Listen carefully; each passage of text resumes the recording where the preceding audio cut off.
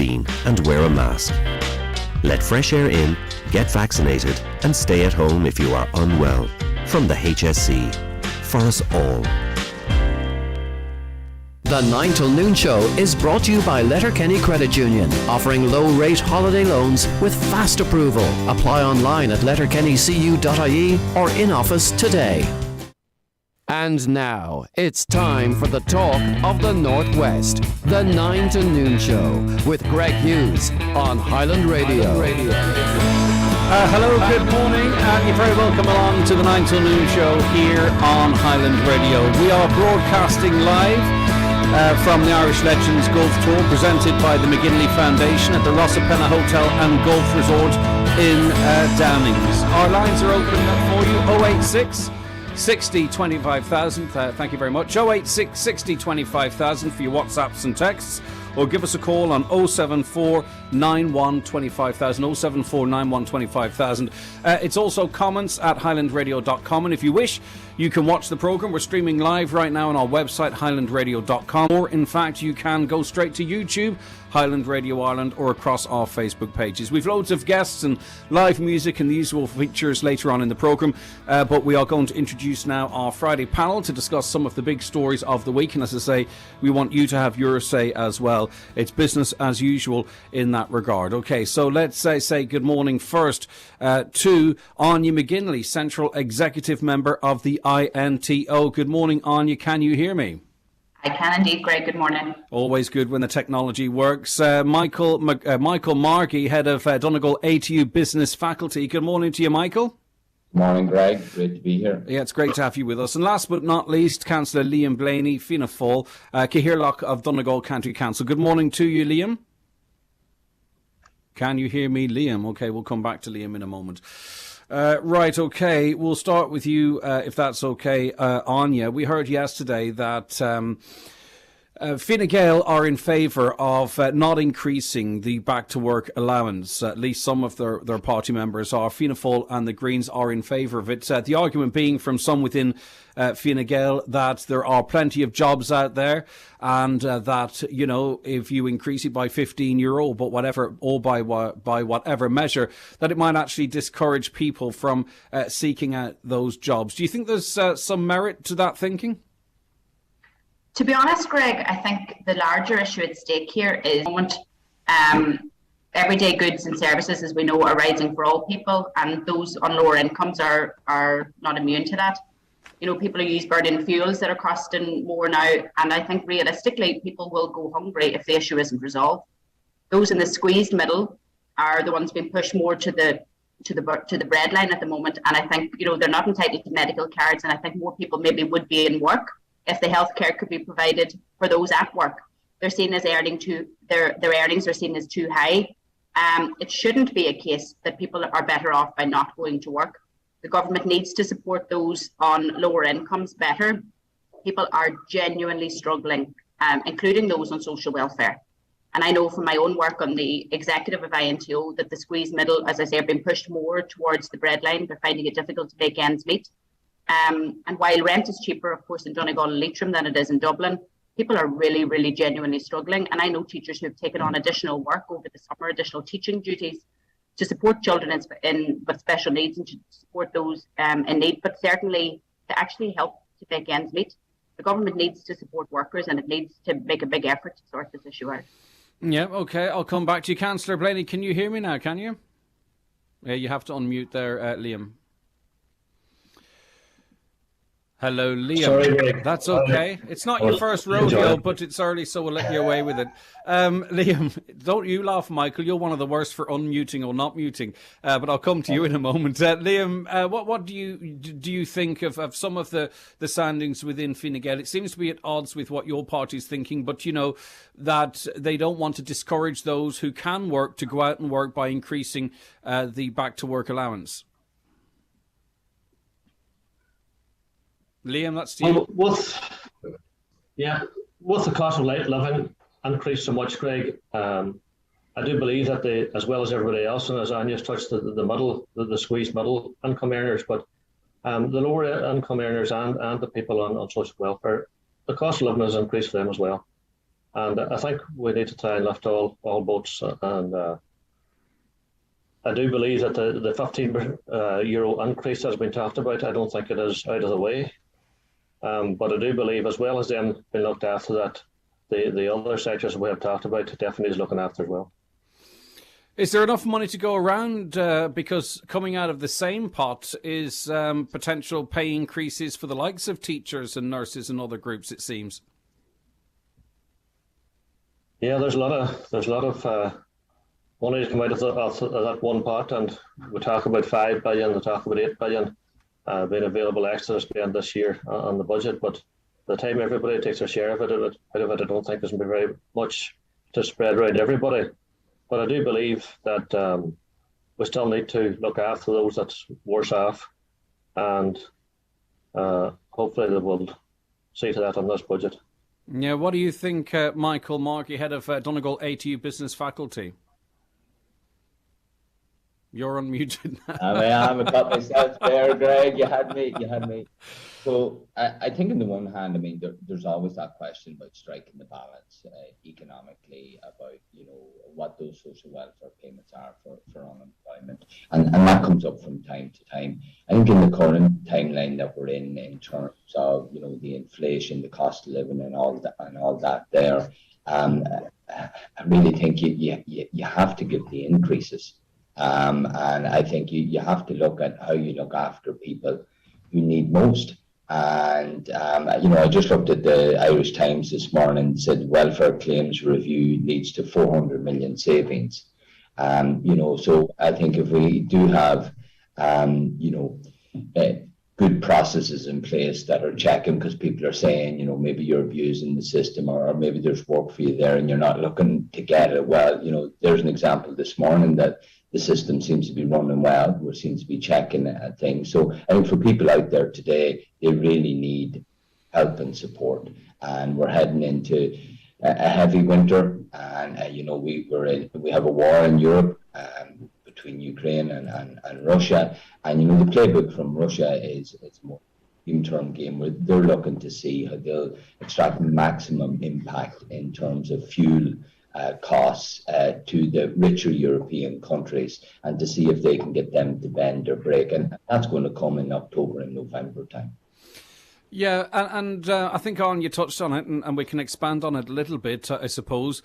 You have to have a system set up, though, whereby it pays to work, because if you are on back to work allowance, maybe you might have access to a medical card, maybe back to school allowance, and you add it all up, you would be down going back to work. I mean, that's something that has to be factored in. And it's the biggest inflation in 40 years. Okay, so so that's the context of everything. I haven't seen inflation rates like this here in 40 years. So people need support, and the people who need most need to get that support. Yeah, you'd agree, Anya? Absolutely, definitely would. As I said, I know teachers in my own district who have had to take on additional duties just to try and make ends meet over the summer holidays. It's a huge issue, and the government really have to step up to the plate instead of flying kites, which they seem to be doing at the moment. Yeah, I think even back into talks. One minister, I don't know if she was joking or not, said that she would need to be an octopus to have enough hands, although octopus don't have hands, to, as far as I'm aware, to fly all the kites. But I suppose teachers, Anya, are sort of battling on two fronts, aren't they? Because they would benefit from any measures that the government might introduce, through taxes and what have you. But also, obviously, there is the pay negotiations, which are somewhat stalled at the moment. They're stalled at the moment, but I've heard one of the ministers was on talking again about facts and figures, but yet all the talks haven't resumed. So I think it'd be more beneficial, rather than going on the media, to put airwaves out there. They would actually just recommence the talks and speak with those involved in the talks. I'm not involved with the talks. I'm on the executive, and that'll be reported to at each of the executive meetings. But I think it's more important to actually get stuff back into the talks and try and resolve the issue. Yeah, it is quite interesting how much of the negotiations and the pressures seems to happen on the media, isn't it, or in the media, when really it should happen around a table face to face. I mean, obviously the public and the wider population want to know what's going on, but it's always such a struggle to get to where we're going to end up anyway. It is, yeah, and I mean, understandably so. When my members hear this been discussed in the media, they contact me and ask me what's going on. Why haven't they received an update? But they haven't received an update because there is nothing to update them on at the moment. And as I say, I just rather that they would recommence the talks and try to resolve the issue rather than fly kites in the media. All right, a caller says, while €15 sounds a good increase for social welfare, it wouldn't even buy a bag of coal in the winter. Coal has doubled or nearly tripled in price, not to mention petrol, home heating oil, cost of food, etc.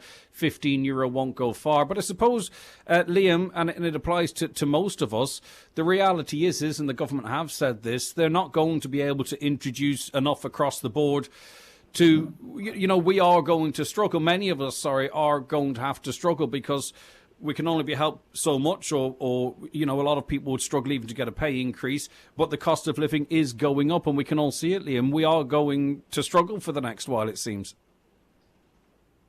Definitely, without a doubt, Greg. And €15, look, we'd like to see that they're proposing to increase it by a lot more. But as you said, doesn't seem to be enough money to go around. But the €15 plus the other measures that are supposed to be taken in this budget, hopefully all together, will help to add a lot more than the €15 to the social welfare income.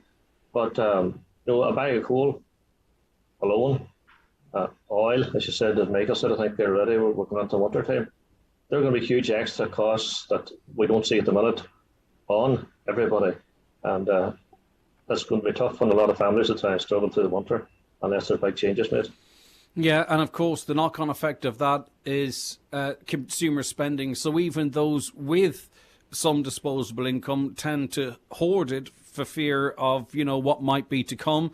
And I'm sure businesses can already see it, Michael. That's how you start heading towards recession, isn't it? Where even if there is some money in the economy, people hold on to it for fear of what's to come. And next thing you know, companies have to start letting people go. We hope we're not going in that direction. But, Michael, do you fear we are?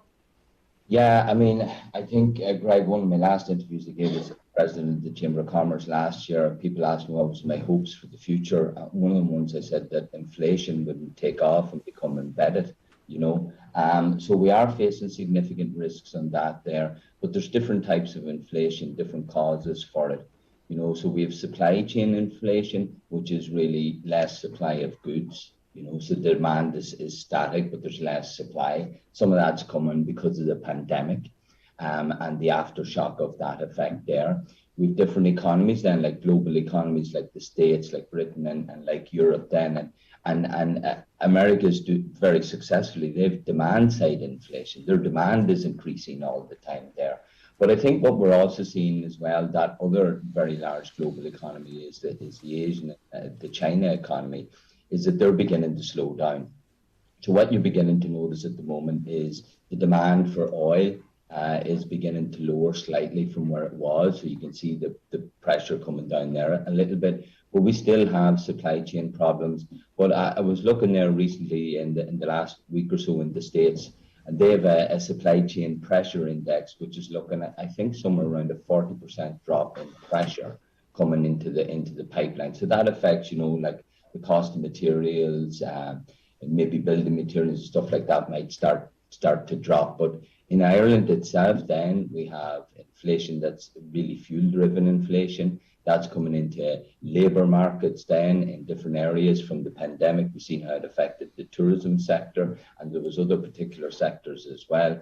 So it's a very, very difficult space from decision making. Our central bank, European Central Bank, looks like it's going to increase the interest rate by at least another 0.5%. They're sounding bullish about it this morning. And, when we look to the UK and the States, particularly the States, they're jumping up their interest rates quite quickly and rapidly to probably put the brakes on the growth there to cool inflation. But inflation robs your pockets. Yeah. That's it there. And the people who have lower incomes are impacted most. Yeah. That's who are affected most by income. by Yeah, exactly. Just a reference to the mortgage interest rates.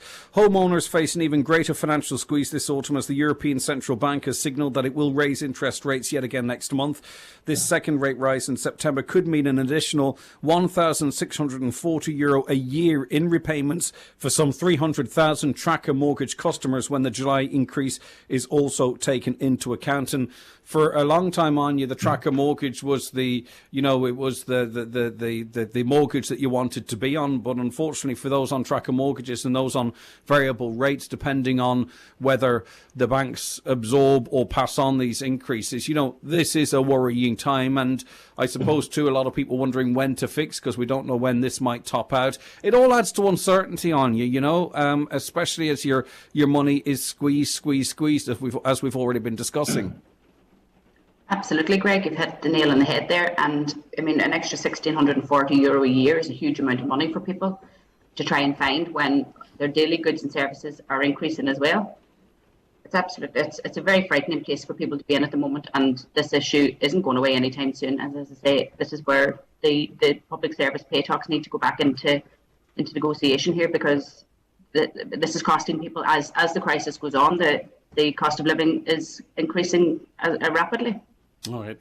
That was the voice there of Anya McGinley, who is Central Executive Member of the INTO. We're also hearing from Michael Marga, Head of Donegal ATU Business Faculty, and Councillor Liam Blaney Cahirlock of Donegal County Council. We'll have more from our guests and your comments as they come in to 086 60 25,000 on WhatsApp or text. More of that on the way, but we'll take a quick break. The 9 till noon show is brought to you by Letterkenny Credit Union, offering low-rate holiday loans with fast approval. Apply online at letterkennycu.ie or in office today.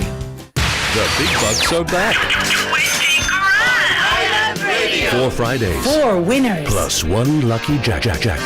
Oh, that didn't work. €2,500 every Friday. And on the 4th Friday, Someone also wins 10,000 cash money. Go to highlandradio.com and get your €10 ticket.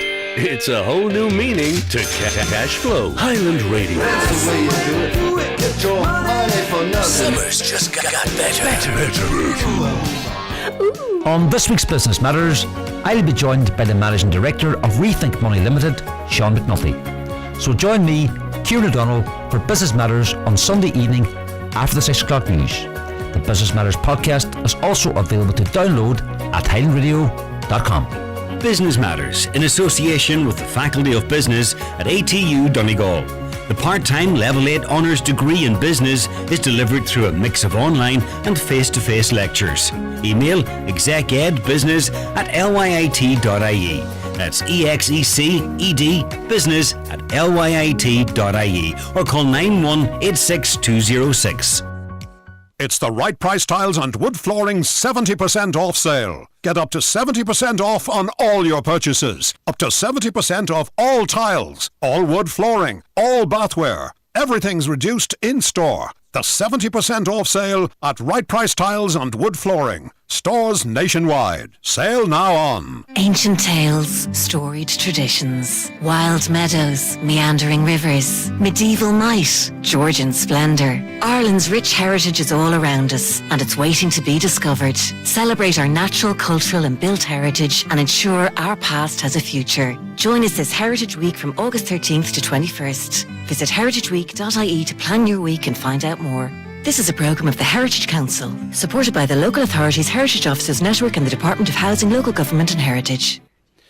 Okay, you're very welcome back to the 9 till noon show. We're broadcasting live from the Irish Legends Golf Tour presented by the McGinley Foundation at the Rossapenna Hotel and Golf Resort in Downings. Play underway in the second round of the main part of the competition, I suppose you could say. It's a bit showery at the moment, but we're hopeful it's going to clear up.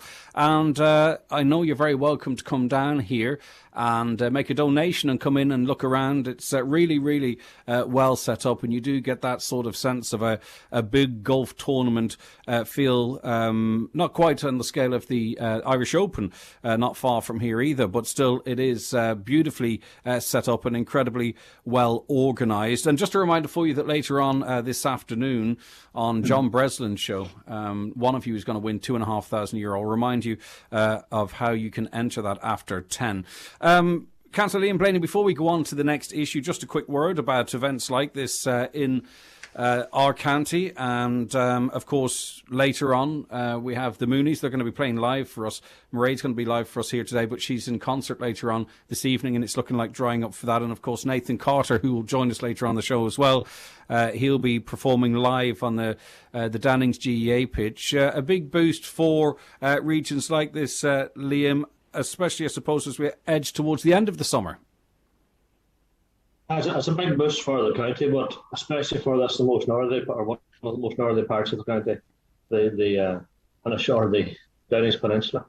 And it's great to have a large tournament like this here for the second year in a row. And unfortunately, last year there was no spectators allowed, but this year the council has gone all out, and the cases themselves has gone all out, and has the place looking tremendous down there. And I think it has to be acknowledged the amount of work that they have done over the last number of years, and the amount of tourists, golfers that they are now coming to this area, flocking to this area. Although we'd like to see them come in larger numbers to the great links golf courses we have right around our coast, but especially to the one in Downings here where this tournament is taking place. And I think it's great to see it, and it's a boost to the local area. And as I said, the council has to be acknowledged for the huge effort that they have put into this as well, and ensuring and helping Paul McGinley Foundation to have a week of festival events and the local area. And you can see the benefit of that yourself down there, Greg, when you're there. Yeah, well, not precisely where I'm sitting, but when I walk around, I'm in a wee bit of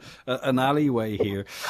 Some comments from our listeners here. The squeezed middle has more debts to pay and are left in the same position as lower income citizens. Another caller says, laughable having a conversation about giving people a €15 payment who are on €208 per week. Another listener says the old age pensioners would need to go up €20 for it to be any good. And I'm a widow, I'm 63, I live on my own, I get €208 a week. That is all I get. And with all the bills on you and with everything that has to be met, and I suppose maybe to be at the end of your working life, and hopefully at a point where you can enjoy good health and enjoy hopefully another 20, 30, whatever years it might be. It's tough to make ends meet covering all the usual bills on €208 a week, and even add 15 onto that, and it's still a struggle. Yeah, it absolutely is, 100%. My own parents have to survive on the pension, so I know what it's like, and I know what they're talking about, their everyday bills. It's an extremely difficult situation, and I suppose what we try to do with the union is whenever there is an increase for our teachers, that our retired teachers also could benefit from that, because certainly this is costing people in their pockets every single day. And Michael, having to survive on a relatively small state pension is nothing new. I mean, obviously it's in focus now because you're having to make that amount of money go even further effectively, but it's not an awful lot of money, is it? No, I mean, and costs have just shot up. I mean, that's it. I mean, driving a car, your weekly shopping, your fuel to heat your house, different things like that there. The costs have just gone up, and it affects people incrementally, but obviously the lowest income have the largest impact from inflation, and that's not withstanding when we talk about the squeezed middle either. For example, if we see people there and we maybe give kids going to college, we talk about the rental market at the moment. If you have 2 kids going to college, which is a really strong likelihood in terms of maybe they're 2 years apart or something like that there, then they could be facing costs of 150 to 200, 300 a month extra per child in terms of the rental costs, so everybody everywhere is feeling the pinch. And we talked about maybe people receiving social welfare and it could end up costing them going back to work. The same could be said of the squeezed middle. Anya, you reference teachers who do extra work to make ends meet. Many, though, might not do that because it might push them over a threshold where they might not be able to, say, qualify for a SUSI grant or other things. You know, the system is set up strangely, isn't it? So it doesn't actually reward you saying, right, you know what, I'm going to do this, that and the other to put myself in this or that position. Yeah, 100%. And I know actually teachers who did do the summer provision over the last number of years who have actually said now that they can't afford to do it. Because like that, whenever they pay their taxes and that out of it, it actually pushes them out of the boundary to be able to qualify for grants.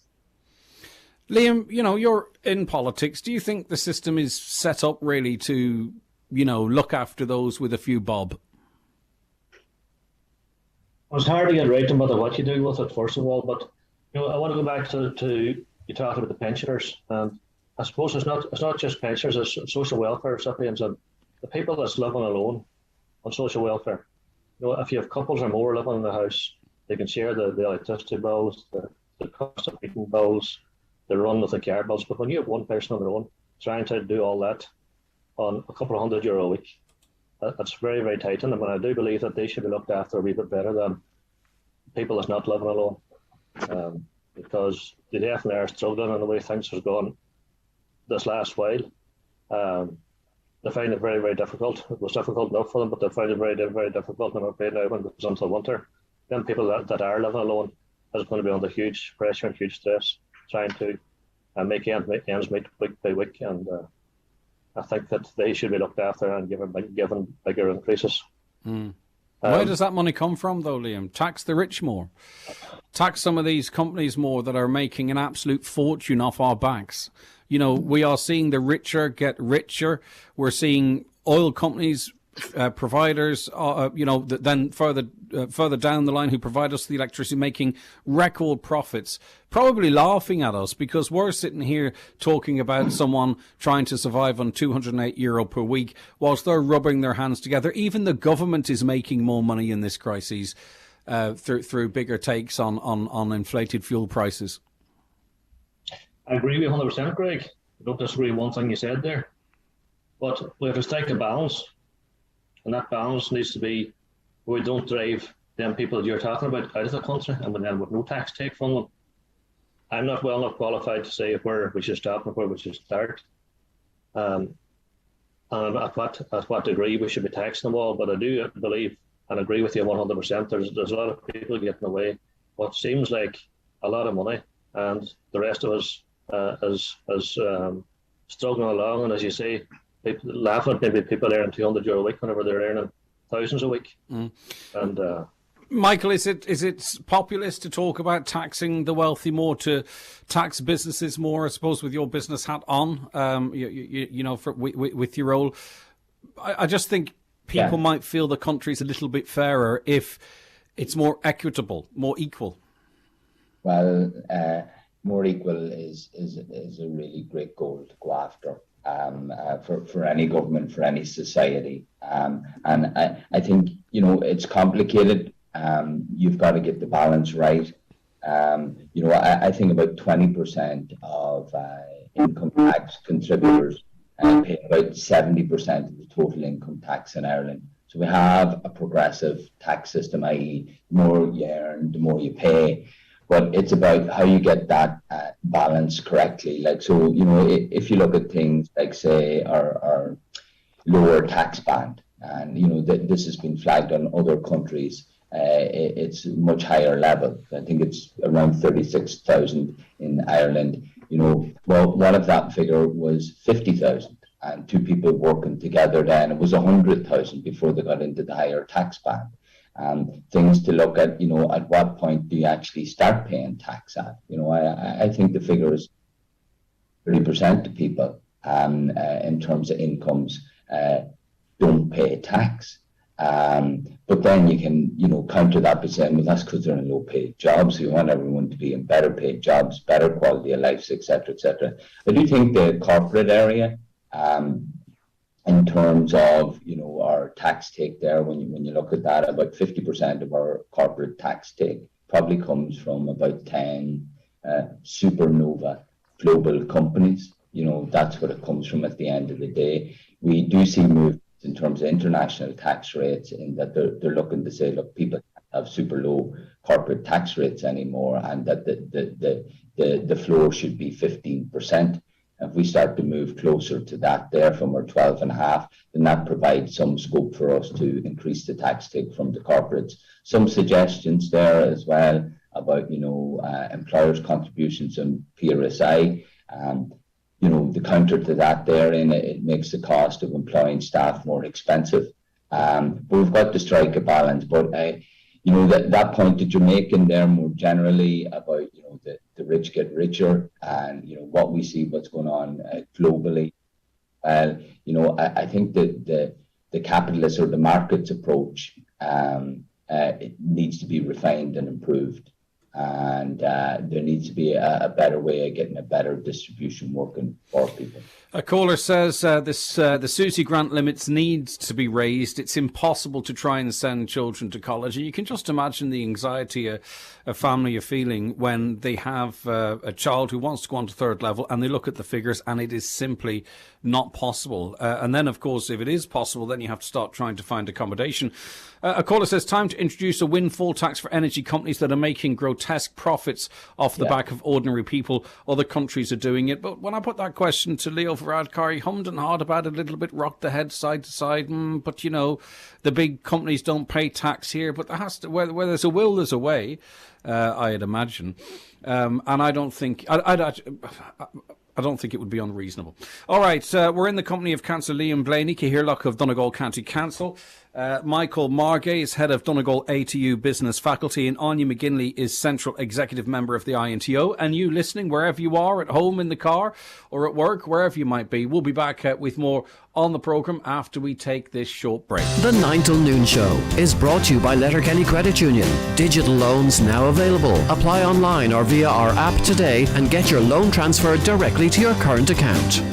The Birth Information and Tracing Act is now here. People adopted, boarded out, or the subject of an illegal birth registration can access their birth information where available from October. A contact preference register has been established to enable these people and those connected to them to register their preference in relation to future contact with relatives. This is an important issue for many, and an information booklet has been delivered to homes across Ireland. Visit birthinfo.ie to find out more. If you want to get the most out of your running or walking, join Ronan Fahy, ASIC's brand trainer at Brian McCormick's in Letterkenny, for the most up-to-date advice on the new ASIC's range. You could even take a pair for a trial run on a social 5K, led by former Olympian Kerry O'Flaherty, with refreshments afterwards in store.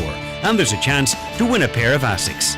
That's Wednesday the 24th from 6 at Brian McCormick's Sports and Leisure, Letterkenny. Check Facebook or Instagram for details. In this week's Irish Farmers Journal, find out how you can get priority access to acres and maximise your annual payment. Moves begin to force farmers to TB test twice a year. Heavy cattle prices up by €200 a head on last year. How to prevent pneumonia at weaning time. Our focus on livestock handling profiles 5 entry-level sheep crates. And pick up an entry form inside this week's Irish Farmers Journal for your chance to win €10,000 with Zurich Farm Insurance. In shops now. What's your dream job? Lawyer, engineer, criminologist or software developer? Do you want to develop renewable energies, create the next great drama or improve people's health? Anything is possible at Ulster University Magee campus, where you can study in the heart of Derry, Londonderry. Hearing places are now available to help you realise your ambitions. It's time to say hello future. Apply now for September 2022 at ulster.ac.uk. Leisureland Redcastle, open every day from 12 to 6. Fantastic for family day trips. Excellent value for birthday party packages. For a wonderful family experience this weekend, check out leisurelandredcastle.ie. Okay, we are broadcasting the 9 till noon show live today from the Irish Legends Golf Tour presented by the McGinley Foundation. We're at the Rossapenna Hotel and Golf Resort in Downings. We're at the Golf Resort part of things. Later on in the programme, we're going to be speaking to Phil Harrison, who is the CEO of the Legends Tour, to learn a little bit more about this competition. We hope to hear live from Radney Mooney. She is playing a concert this evening, not far from here on Downings GEA pitch. John Casey is hosting this event, so we're going to be chatting to him. Nathan Carter, who's in concert on Saturday night, he'll also be joining us, and a whole host of other interesting guests joining us either live in studio or via video link. Don't forget, you can watch the programme on our website, highlandradio.com, or on YouTube, Highland Radio Ireland, or across our Facebook pages. Okay, now, this is not much as much talking or going back again over the news we were talking about during the week, but I think it really has sort of opened up a conversation, and perhaps a healthy conversation that should be had out in the open rather than, not. You would know at this stage, I'd imagine, that pro-Russian graffiti appeared on the roads of Donegal this week. It upset members of the Ukrainian community, but I suppose, Liam, and your comments stirred quite a bit of reaction. The question being, in context, is there justification for it? Independent Thomas Pringle believe there is. We heard from the likes of Declan Meehan, who says it's not. It instills fear into the Ukrainian community. But the conversation broadened out. You've had a couple of days to reflect on this. What's your views now as Cathaoirleach of the council, Liam? Or as an individual, actually. I don't even know why I put your title in it, just as an individual. Yes, my own views on it. First of all, as I said that the last day I was on with you, the conversation needs to be had, and I'm delighted that the conversation has took off the way it has. But there is some anger out there, and some quarters, especially there are areas where there seem to be a lot more Ukrainians and refugees and asylum seekers coming onto than others, and they're talking about no accommodation for students. When we come back into the academical year again now in September, they're talking about no housing for the young people. That is not on the ladder to be able to start building a house, and they're looking for social housing, and there's no places available for them to be able to avail of the housing assistance payment, the HAP payment. And then we have the young people that's looking to build a house of their own.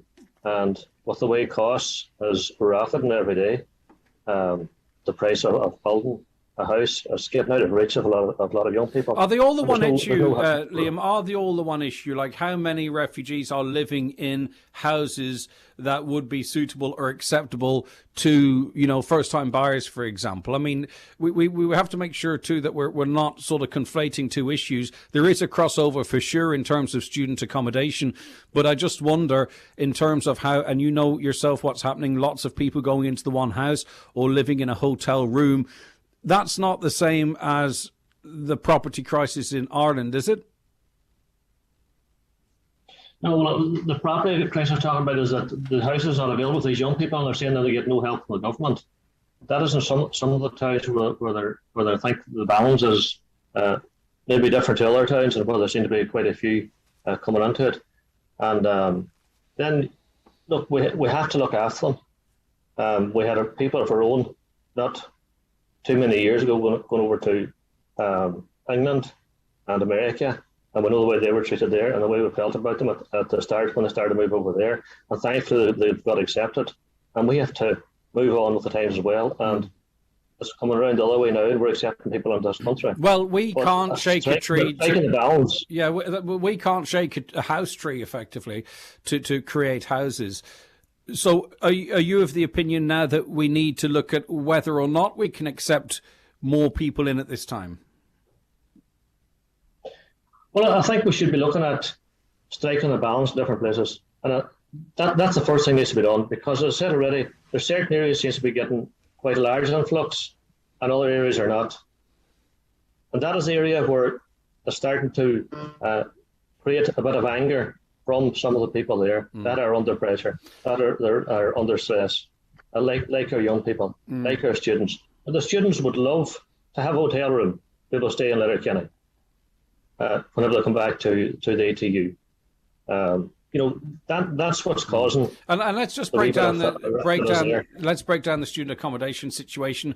Around about half of it, I believe, is owned by or run by the the third levels, that is being released back again for students. The other half in the private sector, something like 2,700 rooms, is not, because they and the government is paying people, so they actually have a big influence on this, and they signed contracts with these accommodation providers that extended beyond the start of the new term. So the government has a role to play in here, but no one seems to be questioning them in relation to that. That half of the accommodation is still unavailable. Certainly at this point, I think there's frustration and I think there's upset. I think it's going to turn into anger. Anya, what's your view on this? It's a very difficult one, but it is a conversation we have to have out front and centre, because everyone's talking about it. It is, Greg, and it's one that seems to be becoming more vocalised over the last number of weeks, maybe even months. I mean, I empathise completely with the Ukrainian people, and while we are unsure who is responsible for the graffiti and the purpose of it, was it some kind of a sick prank, or was it someone wanting to vent at the government? Either way, it is totally distasteful for the Ukrainian people. We can't forget that these people came here to Ireland to seek refuge while their country is torn apart through no fault of their own. They came here to seek a safe haven. I can only imagine the torment that they are seeing in their heads from what they saw before they left their country, and then to be able to be coming into the town where they live now to see pro-Russian graffiti must be an absolute living nightmare for them. And I get completely that there is frustration out there. I get the different levels of bureaucracy around this situation. Irish people are disgruntled. There certainly are a number of them. They're not disgruntled, I don't think, with the Ukrainians, but I think they're disgruntled with the government, because there's a huge waiting list for housing. I know Liam mentioned it there. There's waiting lists for benefits, but yet no, they were put in place very quickly for the Ukrainian people. Irish people are waiting for hospital lists to get into hospitals and stuff. Anything like that there has been put in place very quickly for the Ukrainians. But again, that's the different levels of bureaucracy that's in the country here.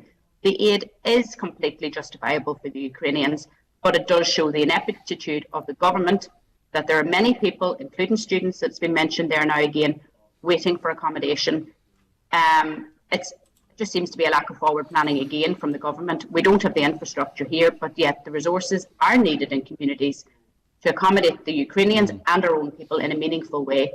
The bureaucracy could deal with it in a speedy way for the Ukrainians, but it couldn't deal with it for our own people. What about schools? What's the concerns in schools? Because we've had lots of contacts from parents whose children are already in oversized classrooms.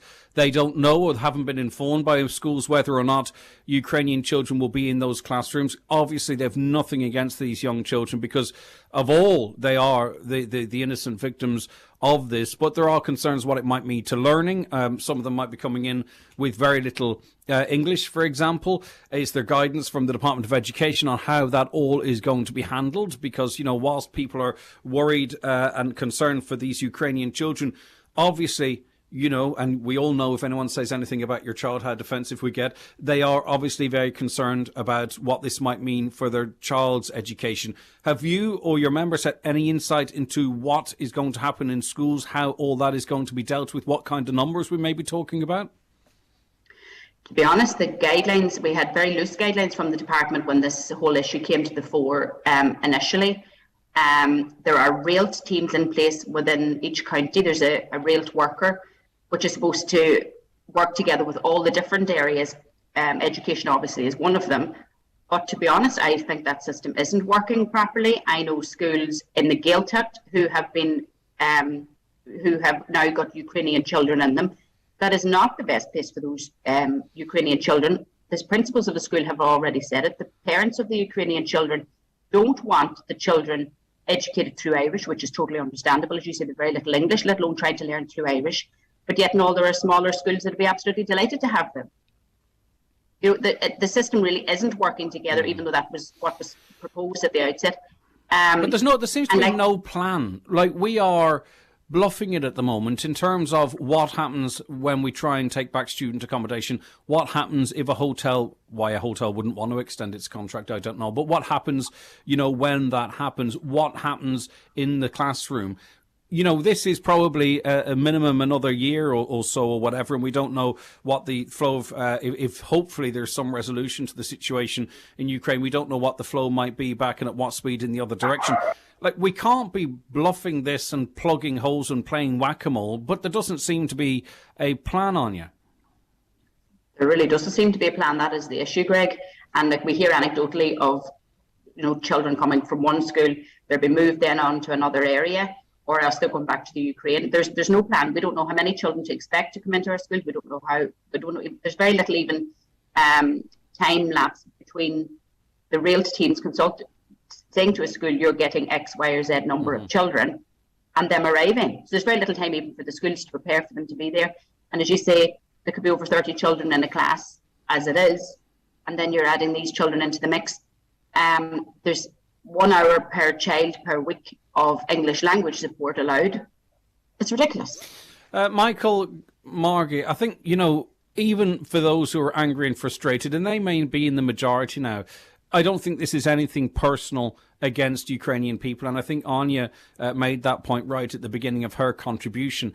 But it might feel like that. I think some people are conflicted. I know people who are working in the community to make Ukrainians welcome, but share all the frustrations of what we've been talking about. And as Anya put very well there, but you get confused. Where do you direct this frustration? Is it towards the new faces, or is it towards government? I don't know. Yeah. What's your take on all of it?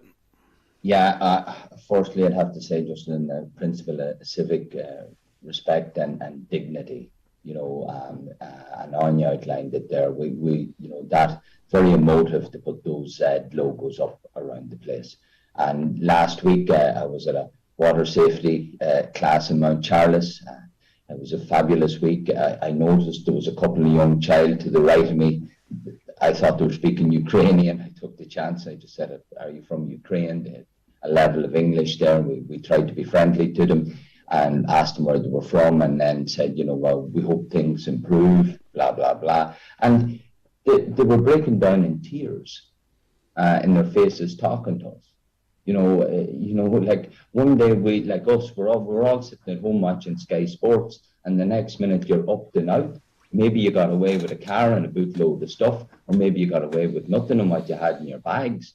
So I do think there is huge pressures there, and I do think that there is, some elements of, from the commercial aspects of making extra profits. I do think in terms of the public stand, there's definitely extra costs affecting parts of our society and extra pressures and stresses. And I do think that, our concerns and our frustrations need to be directed to really where the planning needs to be happening, and the planning needs to get ahead of these issues. That's the key thing. It's a timing thing that's there. For example, we talk about the accommodation, the student accommodation, inevitably bringing that amount of people into our system that needs to be housed, where we already have housing challenges as it is. The first thing you'd be thinking about, or one of the things you'd be thinking about, is, come the end of August, time September, students going back to college, extra costs in terms of the rental costs, the student grants needed to increase.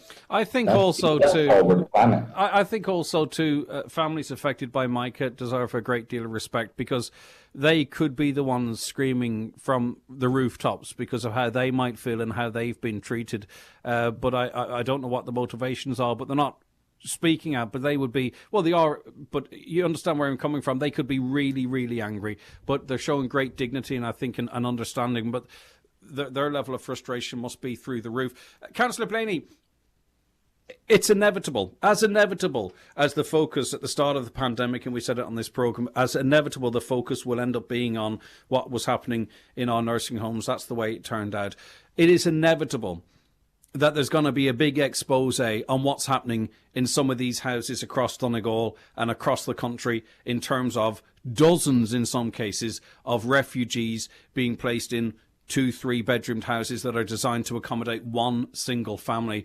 It is only a matter of time, but I suspect that's going to be one of the big controversies. I don't know when it's going to happen, but I can guarantee you it's going to be happening. Would you agree, Liam? I agree. My fear is that there's going to be a disaster in some of these places in the short term, and I hope this doesn't come to fruition. But there's a lot of people, as you said, dozens in cases being put into premises, and I know I did read somewhere where HIC was supposed to have been out now to inspect all these premises, but are they going out to inspect hotels that everybody knows that they're in, and that is possibly doing it as they're supposed to be doing it, or near to it anyway?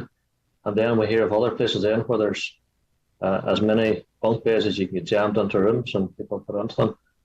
Are they ones that's gone under the radar that they won't know about and they won't be out checking them? But, you know, if something serious does happen, for example, a fire, on some of these premises, and there's more people in them than are supposed to be in them, are they covered insurance-wise? What happens to the people that's trying to get out of them, and there'll be no fire escapes and things like that? I think that people are looking at the very short term instead of looking at the bigger picture. Yeah. And hopefully it won't happen, but if it does, it's going to be serious consequences. That is my concern, unfortunately. I share that with you.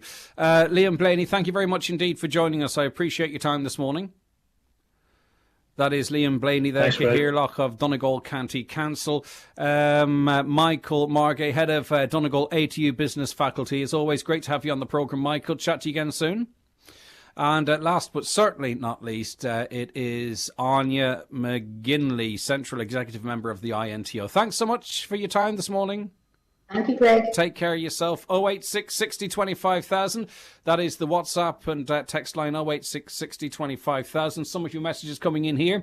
My home insurance has increased over €500.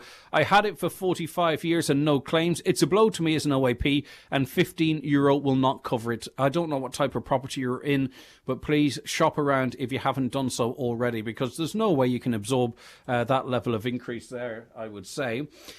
So sorry to be the bearer of negative news, but there's much worse in the pipeline. People have to suffer much more, forfeiting their leisures and pleasures. Yes, indeed. I think most people are aware of that. Hi, Greg, could you please let the listeners know to please be aware there's a scam going around, and I got it yesterday. It's a phone call from Bank of Ireland to say that my bank account has been interfered with. The man has an Irish accent and it's a Dublin number, and he is very convincing. Okay, please, everyone, be cautious of those types of scams. Listening to the discussion this morning, says listener, about the cost of living and incomes, we should also be looking ahead. How many of our young people now know how to check out paying into a pension, savings and budgeting? I consider myself lucky to be working in a reasonable wage, but I don't drink, I don't smoke, I rarely go out, and still usually am overdrawn by the end of the week. And I think it might be time, if there's an interest from our listeners, to talk about, you know, when to fix. We might have to revisit that conversation again, I think. This is completely separate altogether. Hi, Greg. Has anyone got the awful smell going down Letterkenny Main Street? It's like a sewer starts going past Medigedigan's Upper Main Street and down to the library. Any insight into that? 08660 25,000. Right. Our Specsavers competition. I'll give you all the details after 10, but the lines are open now. 08660 25,000. Can you tell us what year this all happened? You could win 2 tickets to Christy Moore and a €400 voucher for the Great Northern Hotel in Letterkenny. What year did this all happen in? Have a listen. Text your answer plus your name and where you're from to 08660 25,000 or WhatsApp. Staying on ropes is a beautiful thing with a heavyweight when you make him shoot his best shot and you know he's not hitting you.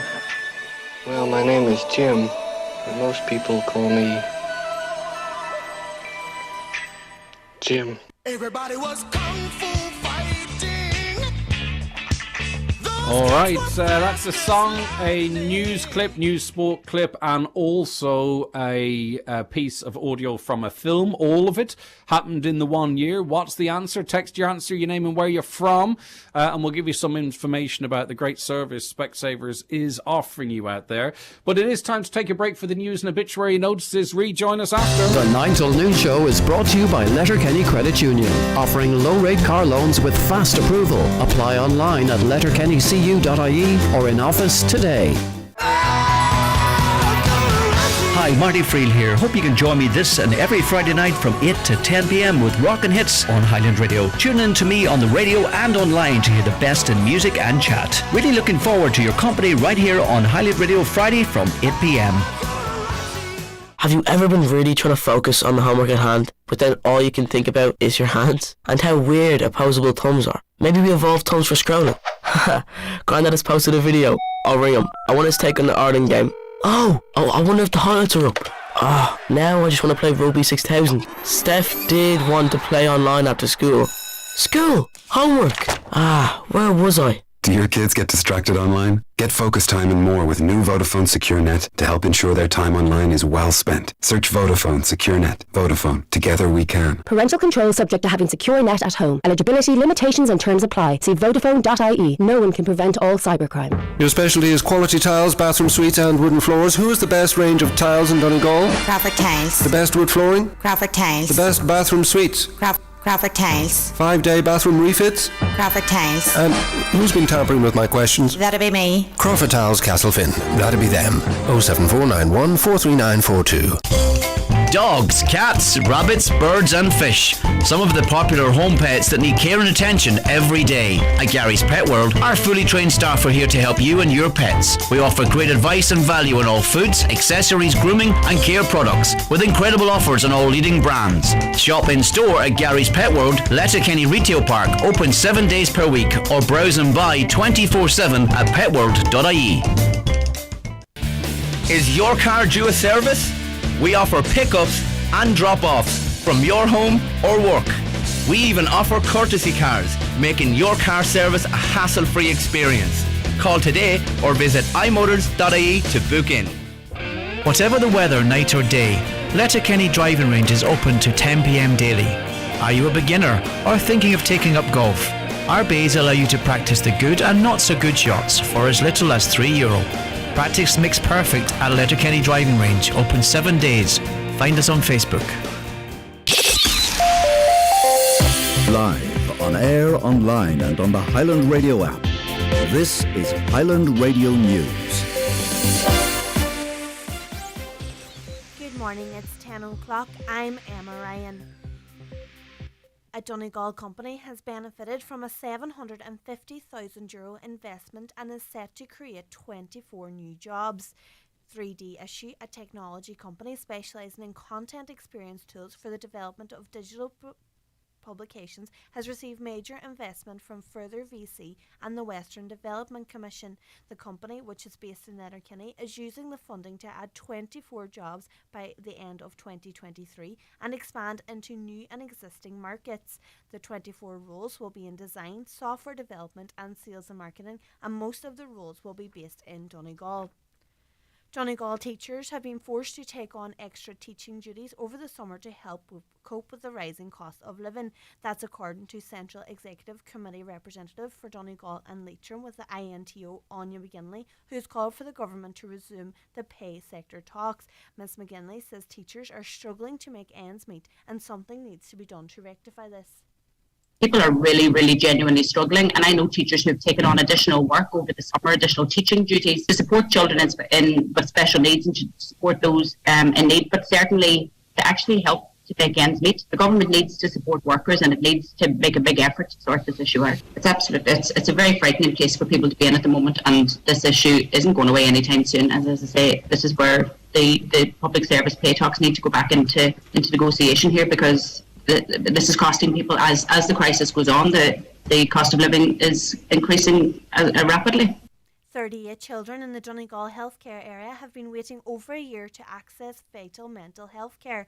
Figures released to News Talk reveal that over 500 children have been waiting over a year for the Child and Adolescent Mental Health Service. With more, here's Donna Marie Doherty. 38 children in the Donegal healthcare area have been waiting over a year to access vital mental health care. In total, 417 children are on the waiting list for the Child and Adolescent Mental Health Services in CH01, which covers Donegal, the fourth highest figure in the country. The service provides treatment for young people with moderate to severe difficulties. The figures provided to News Talk revealed 206 of those children have been waiting less than 12 weeks, while 98 have been waiting up to 26 weeks. 57 patients have been waiting over 26 weeks, but less than 39 weeks, while 18 have been waiting between 39 and 52 weeks. Planning permission has been granted for Donegal's first columbarium at Ard's Friary. A columbarium for the interment of ashes will be erected at Ard Wara Capuchin Friary, Creasla. With more, Tom Douglas reports. Donegal County Council has granted planning permission for the erection of an external columbarium at Ard's Friary. Planning permission was applied for by Brother Philip Baxter and was recently approved, meaning that people who wish to be cremated can have their ashes interred in the grounds at the Friary. The application details the erection of an external columbarium with a natural stone and smooth concrete render envelope housing bronze-plated columbarium niches. The suggested location for the facility is behind the community cemetery in Ards. The application followed discussions between the Ards community and Eternum Columbarium, a Belfast-based company which specialises in building columbaria. Major work on the water supply in Falcarra is set to be carried out at the end of the month. Irish Water crews will replace more than 300 metres of old water mains along the Old Town Road, which will significantly reduce bursts and give locals a more reliable water supply when works are completed by October. To accommodate the works, a section of the Old Town Road will be closed for 2 weeks. With more, here's Michael Dooley. Irish Water crews will arrive in Falcarra at the end of the month to replace over 300 metres of old pipes. Irish Water's Networks regional lead Declan Cawley says the utility is prioritising leakage reduction works in the areas that need it most. He added that removing old pipes from the public water network in Falcarra will have major benefits for the supply in the area and will also reduce the amount of treated drinking water lost underground. To facilitate the safe delivery of the project, a section of the Old Town Road will be closed for 2 weeks from Monday, August 29th to Friday, September 16th. Traffic will be diverted, but local and emergency access will be accommodated at all times. Irish Water says customers may experience some short-term interruptions to their water supply, but the project team will ensure that customers are given a minimum 48 hours notice prior to any planned interruption. To weather now. Today will bring a mix of cloud and some good spells of sunshine, but showers too, some of which will be heavy. Highest temperatures of 15 to 17 degrees. That's all for now. We'll be back with a news update again at 11 o'clock, but until then, good morning.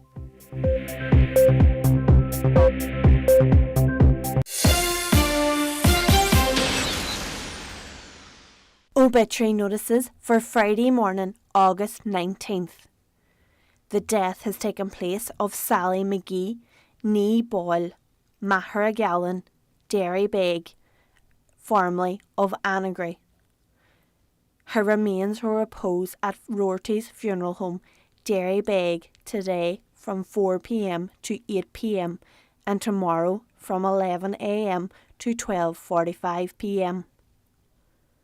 Removal afterwards to St Mary's Church, Derry Beg, for funeral mass at 1 p.m, with interment afterwards in Mahragallen Cemetery. Rosary tonight at 8 p.m. The funeral mass can be viewed live on Kieran Rorty, Funeral Director's Facebook page. The death has occurred of Noel McFadden, Gort Lee, Letterkenny. Noel's remains will be reposing at his late residence from 12 noon today. Funeral from there tomorrow for 11 a.m. Mass in the Church of the Irish Martyrs, Letterkenny, followed by burial in New Lake Cemetery. Funeral Mass can be viewed on the Church of the Irish Martyrs Facebook page. Those who would like to leave a personal message of condolence can do so on Charlie McLafferty, Funeral Director's Facebook page. The death has occurred of Mary McLaughlin, Nee Devaney, 261, Raymohay, Manor, Cunningham. House is strictly private to family and extended family at the request of the deceased. Funeral from her late home on Sunday morning at 10:20 a.m, going to St Columba's Church, Drommuchel, for 12 noon Requiem Mass with burial afterwards in the adjoining cemetery. Family flowers only. Donations in lieu, if desired, to the SMA Fathers, care of any family member, or Kelly's Funeral Directors. The death has taken place of Jane Key, Millbrook, Alton Apaste, Ballabafay. Funeral leaving her home tomorrow for service in St John's Parish Church, Kiltavogue at 2 p.m, with interment afterwards in Stranorlar Parish Churchyard. House private please, with family and neighbours welcome.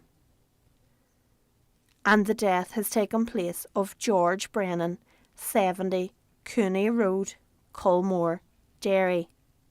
Funeral from his home tomorrow at 11:30 a.m. for 12 o'clock Requiem Mass in the Church of the Immaculate Conception, Thornhill.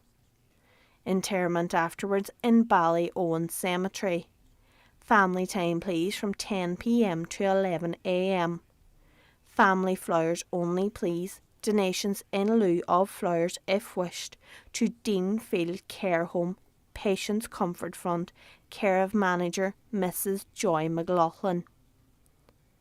For more details, including any family health guidelines for wakes and funerals, please go to highlandradio.com.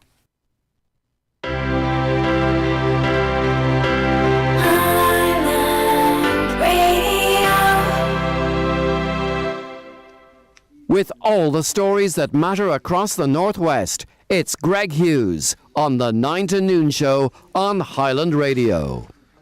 And you are very welcome back to the second hour of the programme this Friday. It's the 9 till noon show live from the Irish Legends Golf Tour presented by the McGinley Foundation. We are at the Rossapenna Hotel and Golf Resort in Downings, and the weather has cleared up nicely. It's relatively mild out there. It's dry. It's relatively calm conditions where I'm sitting in any case.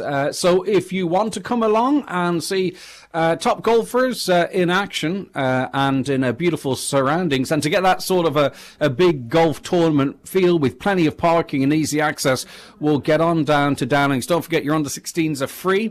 It's €15 entry. That's the standard entry. It's a donation to the McGinley Foundation. All that money being ring-fenced to be spent locally here as well. Right, I just want to let you know, John Breslin has €2,500 cash to give away on his programme this afternoon. Now, you have until 11 o'clock to buy your ticket if you want to be in that draw. The bonus is if you buy your ticket before 11, you will also be entered into two subsequent draws for €2,500 and a final draw on the final Friday for €10,000. So there is still big money up for grabs. The tickets are €10 individually. You can get 6 for 50. You can get 10 for 80. But if you want to be in all four draws, I would urge you to buy your ticket now. And of course, with everything we've been talking about, do it within your means and for fun, please, which is important. But it is a punt. You could be the person John is chatting to later. You don't have to speak to him, but we love if you would, who is going to be winning €2,500. So how do you get your tickets? You go onto our website, highlandradio.com, highlandradio.com, and you can buy your tickets there. If you want to give us a call, we can sort that out for you between now and 11. The phone line open for you right now, 07491 25,000. That's all part of Highland Radio's big summer cash giveaway. It's all very exciting. Right, and also, just to remind you of our other competition running today, someone on this programme a little later on will win 2 tickets to see Christy Moore in September, and you'll also win a €400 voucher for the Great Northern Hotel as well, right? Now, we already have 4 daily winners. They are in the hat. Are you going to join them? Well, you can listen to this. Tell us the year. This one, I've made it a little bit more difficult, just because I think sometimes these competitions can be too easy. So I wanted to make this a little bit of a challenge. You might have even had to Google it. What year did all this happen? You're going to hear a sports clip, but it was big news in the year. You're going to hear a piece of music and a clip from a film that did very well that year and continues to be on TV every year. Staying on ropes is a beautiful thing with a heavyweight when you make him shoot his best shot and you know he's not hitting you. Well, my name is Jim, but most people call me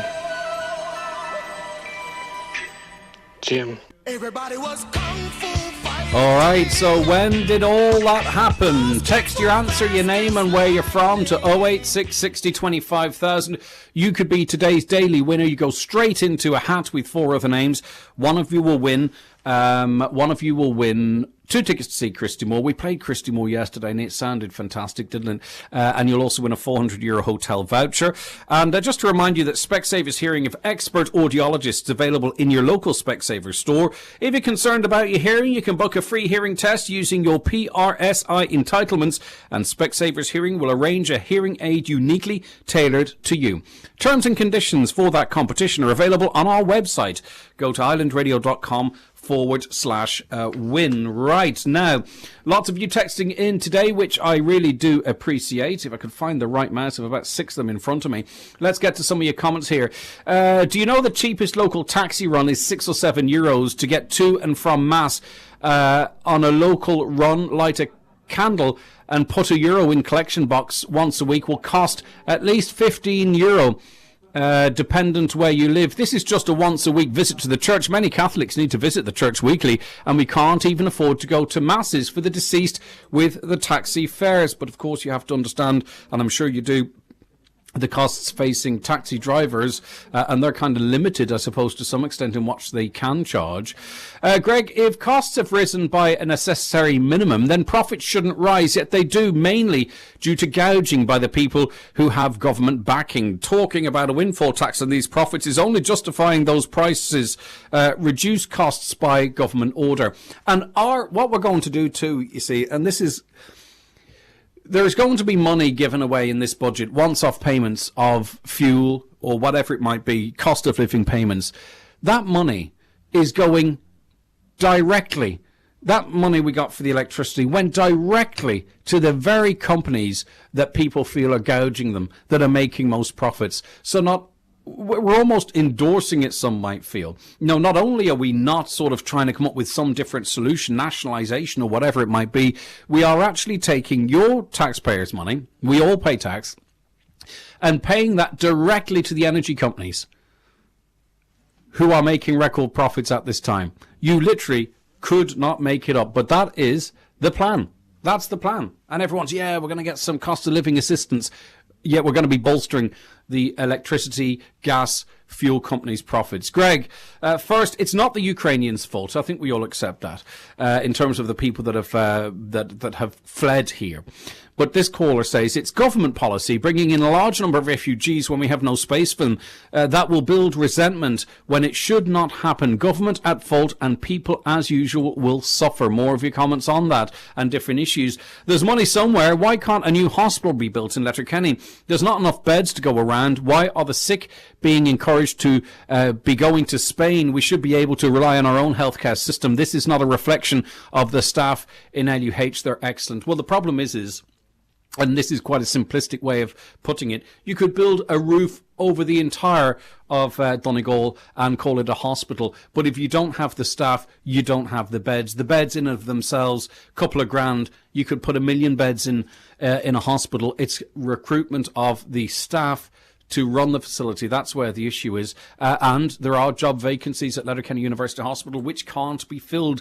That is not to defend or contradict what you're saying. It's just to add to the conversation. Anyone who went to America or Britain didn't get any social welfare or houses. I know I had family members who went to both countries. I think we all were those people or know of them. Yesterday, a county councillor said the time for the public to speak is at public consultation. We don't need permission to voice our opinions. Yeah, I understand where you're coming from. Many women today, says a caller, don't have a pension or any form of income in their own name because Irish draconian legislation left them no option but to stay at home and care for family and ageing parents. That is true, and it's historic, but it's not, because people are literally living through that right now.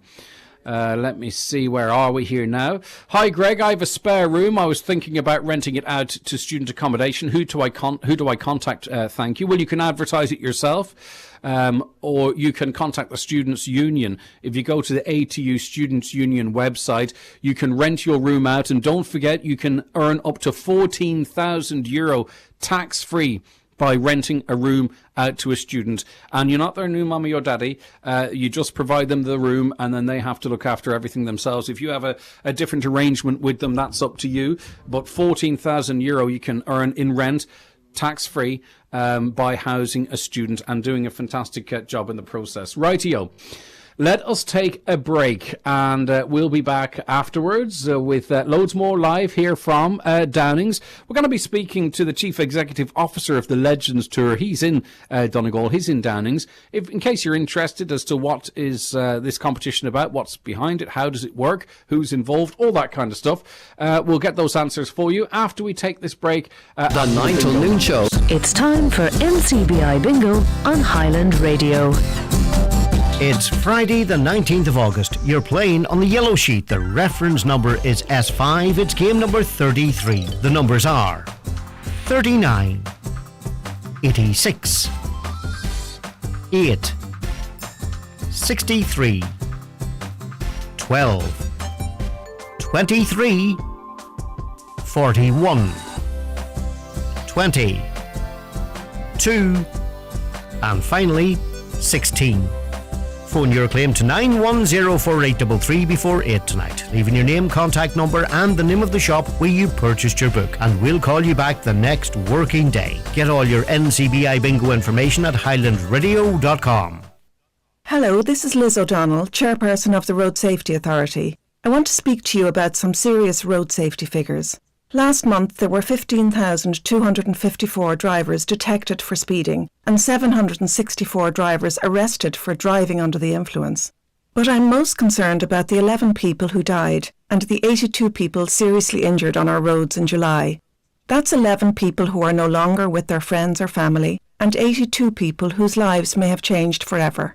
Help us stop such needless loss of life and injury. I'm asking drivers to slow down and never ever drink or drug drive. Visit rsa.ie. New this week in Home Store and More. All clothes hangers are all half price. And remember, all our office chairs and desks are also still all half price. Do you want to upgrade your home office? Get a more comfortable office chair and a modern space-saving desk? Or do your kids start in college and need their room kitted out?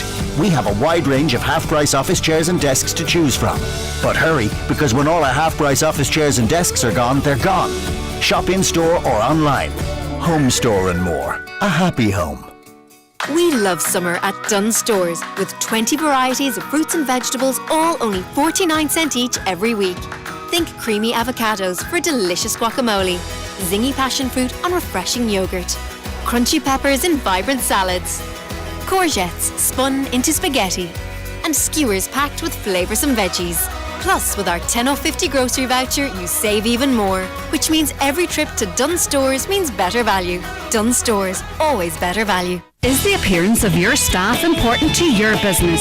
It's the first point of contact for customers when entering your premises. At C&M Embroidery in Letterkenny, they have a huge range of clothing covering all areas of the workplace. It's widely known that customers warm to and trust employees that present themselves well. Have your company name embroidered or printed on all your work uniforms. Contact C&M Embroidery on 07491 28097 and get your staff looking their best. Okay, you're very welcome back to the 9 till noon show here on Highland Radio. We are broadcasting live from the Irish Legends Golf Tour presented by the McGinley Foundation. It's at the Rossapenna Hotel and Golf Resort in Downings, and I am delighted to say and welcome into studio right now our next guest, who is Phil Harrison, Chief Executive Officer of the Legends Tour. Phil, good morning to you. Thanks for joining us. Yeah, good morning. Thank you very much for inviting me. Yeah, you have a fantastic setup here. Obviously, you had a great canvas to work with, but you really get that sort of big golf tournament feeling with the way you set it up. That's important, isn't it, to give fans that? Yeah, it is. I mean, we're very lucky. Rossapenna is, well, it's a world-class golf course. The players love it. It's a great test. So I think, and Paul McGinley, who is loved in Donegal, he loves Donegal, and he's put on a great show here. And the golf course, I must say, it was good last year, but it's just fantastic this year. And of course, there's fans this year too, because it's part of it. You know, a lot of these players they've played in front of huge numbers before. It's part of the game, isn't it, for them? Oh, it's massive. I mean, you know, they play better in front of people. They're used to it, and it creates atmosphere. And I think it's nice that we've got legends of the game. People can relate to what they've achieved, Ryder Cup players and major winners, and it's nice for the spectators to actually see them close up playing. Yeah.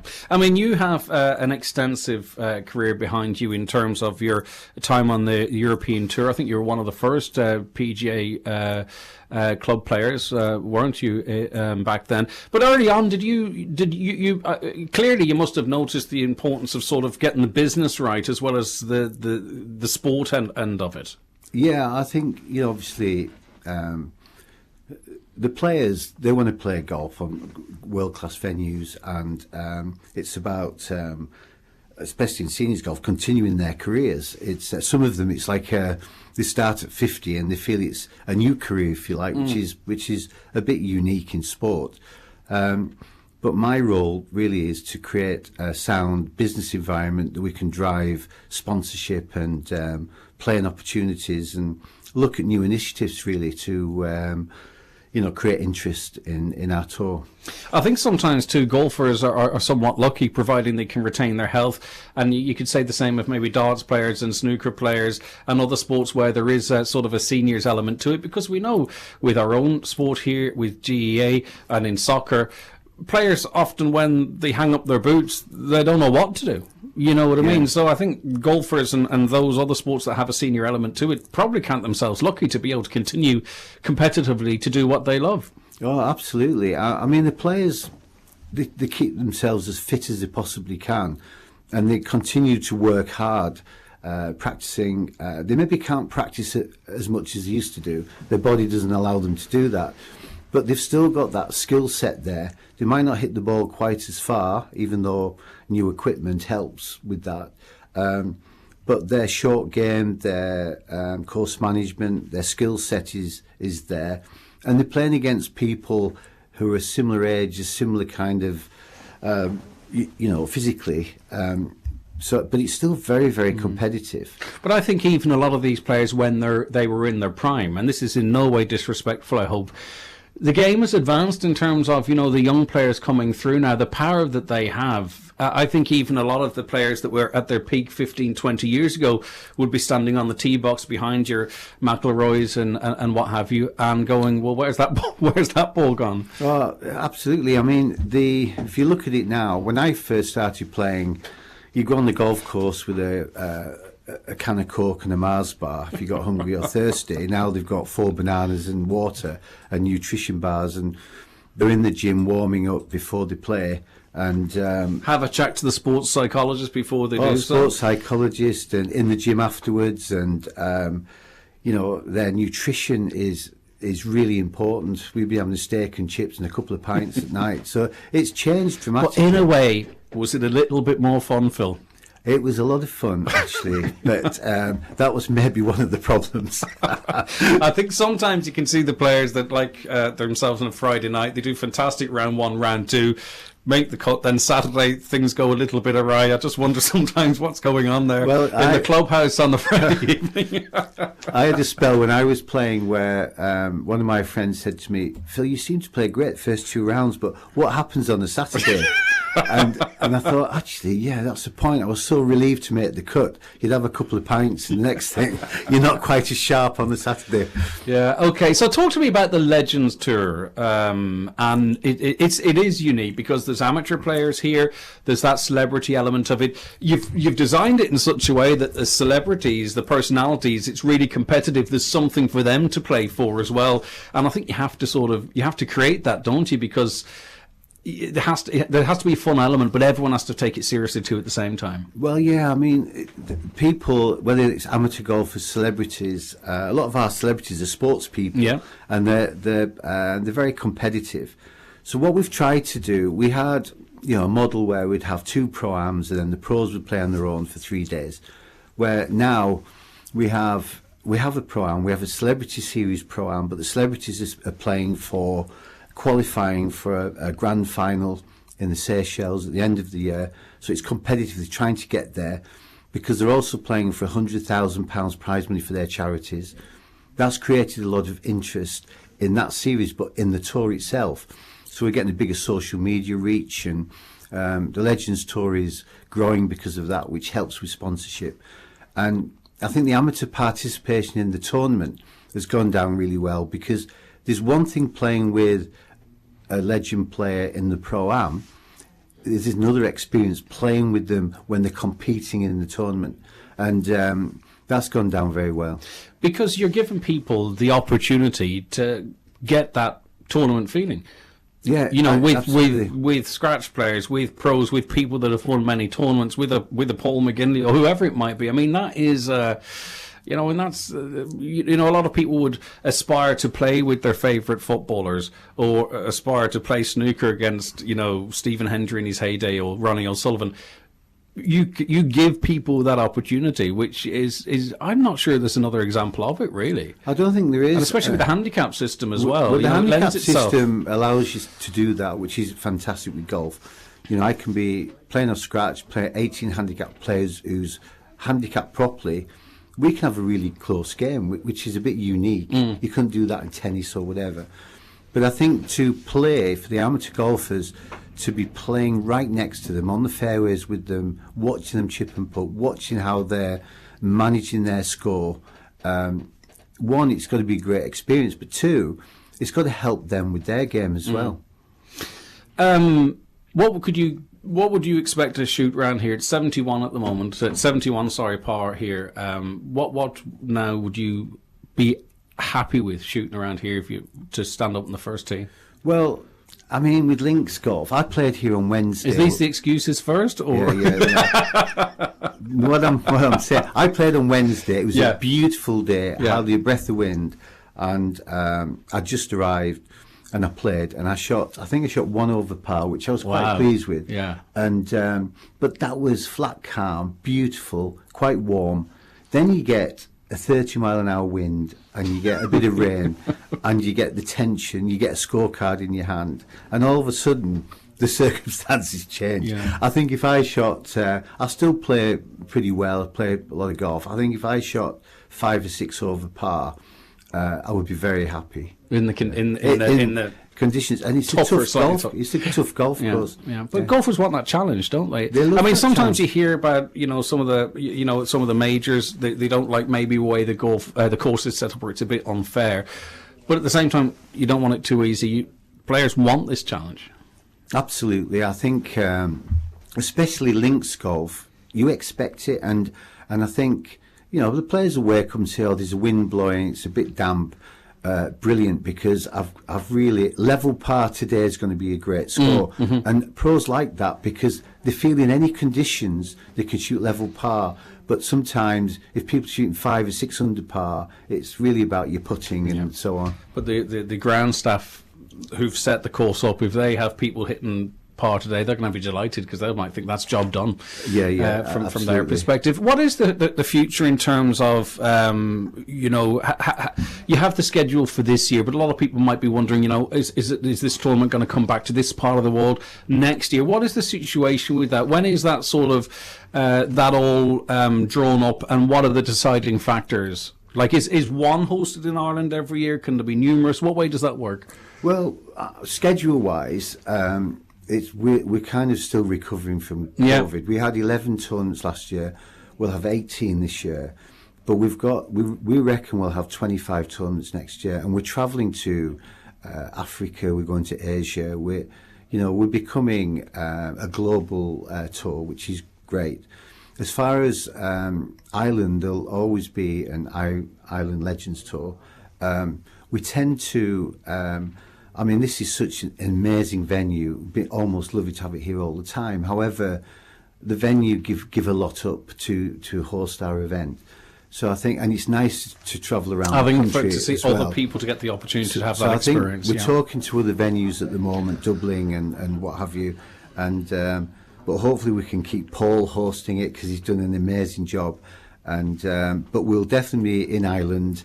And we'll be announcing soon where that will be. We're in talks with people at the moment. Yeah, but in terms of the golf side of it, that's sorted. The business side of it, you've referenced sponsors on a number of occasions, and you can reach a different market as well sometimes to different golf tournaments. That's all going well for the tour. Yeah, it is. Again, it was difficult, but now the enthusiasm's coming back, even though corporately it's not easy at the moment. No. However, I think the engagement that we have, the assets that we have for companies entertaining their clients is a bit unique, and we've got a lot of companies that want to partner with the Legends Tour, and that's growing. So I think it's work in progress, but I think we've made in the last 12 months we've made massive strides. And I mean, obviously, this tournament's more aligned with, the PGA and what have you. What do you think of the emergence of Live Golf? And I don't necessarily mean, who's backing it and that side of things. It's causing division, obviously, as any change might. But there's a lot of fans out there maybe looking for different products. What's your view on? I mean, I don't know if I blame the players because they're looking for different opportunities. But what do you think it means for the game of golf? Well, I think they've kind of thrown an hand grenade into golf, and the established tours like the PGA Tour, DP World Tour. I think they're on the back foot a bit because they think, well, where's this tour going? I think at first they thought, well, they might come along, play 8 events, or whatever. But it seems more than that now. They're looking at, full schedule next year, 14 events. A lot of the players they were signing up were players coming towards the end of the career, and you can understand with those players the reasons why financially, and they're not going to win majors anymore. Schedules as well. Schedules. They want to play less golf, but they're playing for more money, and. Whether you for it or against it, you can understand their decisions. Now, the players that are rumoured now to be joining, Cameron Smith and so on, it's a bit of a game changer. Problem probably for the PGA. Yeah, so I think it's a problem, and whether you like the politics and whether you like or don't like it is probably more accurate. I think really, at some stage, and I think sooner rather than later, all these people are going to have to get round a table and say, how do we sort this out for the good of the game? And so all this money coming into a sport needs to be, channeled through all the tours and grassroots golf and whatever. And then, rather than being at war with each other, I think they should really be talking to each other. And it's not going to go away. It's not like you can't ignore it. You can't put it in the corner and pretend it's simply not there. And, in a way, I've seen some slight subtle changes in some of the TV coverage and the attitudes and the graphics coming from the likes of the Sky Sports and the American broadcasters. So already you can see it's kind of putting it up to them a little bit in terms of their coverage. And you can't resist change, can you? Well, it's a bit like what we're doing. If we just stuck with our original business model, I don't think we would have been playing 24 events next year. And I think you've got to change. In a business, if you stand still, you go backwards. That's my view. And I think sometimes, is 54 holes right? Shotgun start, is it right? It doesn't suit everybody, but it might bring a new audience into golf that might not have watched it before, find it fun and what have you.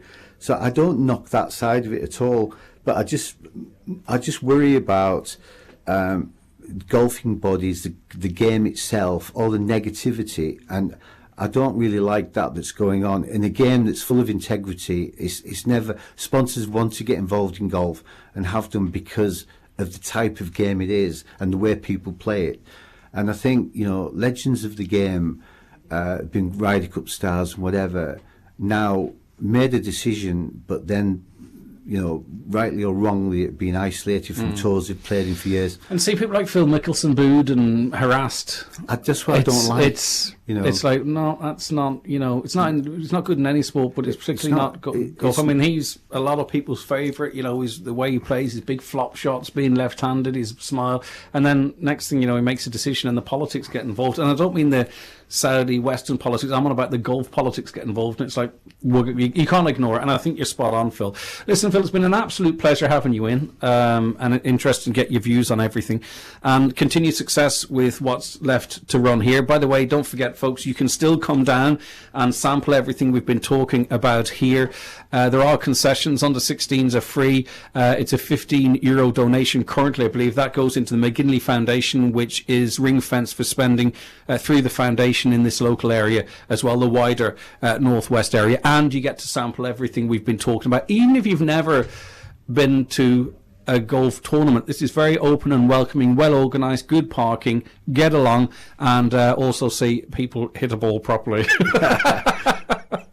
Listen, Phil, thanks so much for your time. It's an absolute pleasure. All right, Thank it's you. been great having you in so much. That's Phil Harrison, a very busy man. He's chief executive of the Legends Tour, former European Tour player. 4 decades on the tour, was it? So not far off it? Yeah, that's about right, yeah. Well, impressive stuff. All right, we'll be back with more on the programme, but we'll take now a quick commercial break. The 9 till noon show with Letterkenny Credit Union, now offering mortgages from 40,000 to 600,000 euro with no hidden fees or transaction charges. Letterkenny Credit Union, 9102127. Whoa! Did you see that? She just unfolded her Samsung Galaxy Z Flip 4. I didn't know you could have hands-free video calls on a phone and paint a beautiful self-portrait at the same time. And now she's taking selfies while doing her nails. That's mad. Hands-free video calls and photos with the Galaxy Z Flip 4, a serious flex. Pre-order yours and get a guaranteed €250 off when you trade in any smartphone in any condition at Samsung.com. Pre-order by 25th of August. Your old phone for trade-in required. T's and C's apply. When it feels like money's tight, it's good to know that there's an Aldi price match at Tesco with hundreds of your favourite products, from Barry's tea to Kellogg's cornflakes. So you can be sure you'll find the products that matter most to you, all at Aldi prices. Because right now, every little helps. Shopping took place on the 15th of August. Price checked and matched to comparable products from select Aldi or OI stores and or online weekly. Price most often found is matched pro rata and excluding promotions. Products matched may vary by week. Product availability varies by store. For verification, see tesco.ie/groceries. Mr. Blue Sky. The Euro Millions jackpot is an estimated €75 million. Play responsibly, in-store, in-app or at lottery.ie. The National Lottery. It could be you. For a Portaloo for any event, contact the exclusive stockists in Donegal. Gortley Sales and Hire. Long-term and short-term quotes available for parties, festivals, weddings or any event across the county. Contact Gortley Sales and Hire in Letterkenny on 9126276. It's where you live. It's where you relax. It's where you make memories. Treat your home to a visit to Cooney's Home Interiors. We have everything in store to help recreate your home. Choose from our extensive range of suites, tables, beds, mattresses and home furnishings for every room. Cooney's Home Interiors, Letterkenny. Style and perfection at incredible value. There was a monster who lived in the trees, in the house that would rattle and shake in the breeze. It was cold and small, with a terrible leak that would drip on her head and her hands and her beak. She needed it fixed and all in one batch because she had an egg that was ready to hatch. So she went to the credit union for a renovation loan and got new windows, insulation and extended her home. Monster loans from the credit union. Imagine more.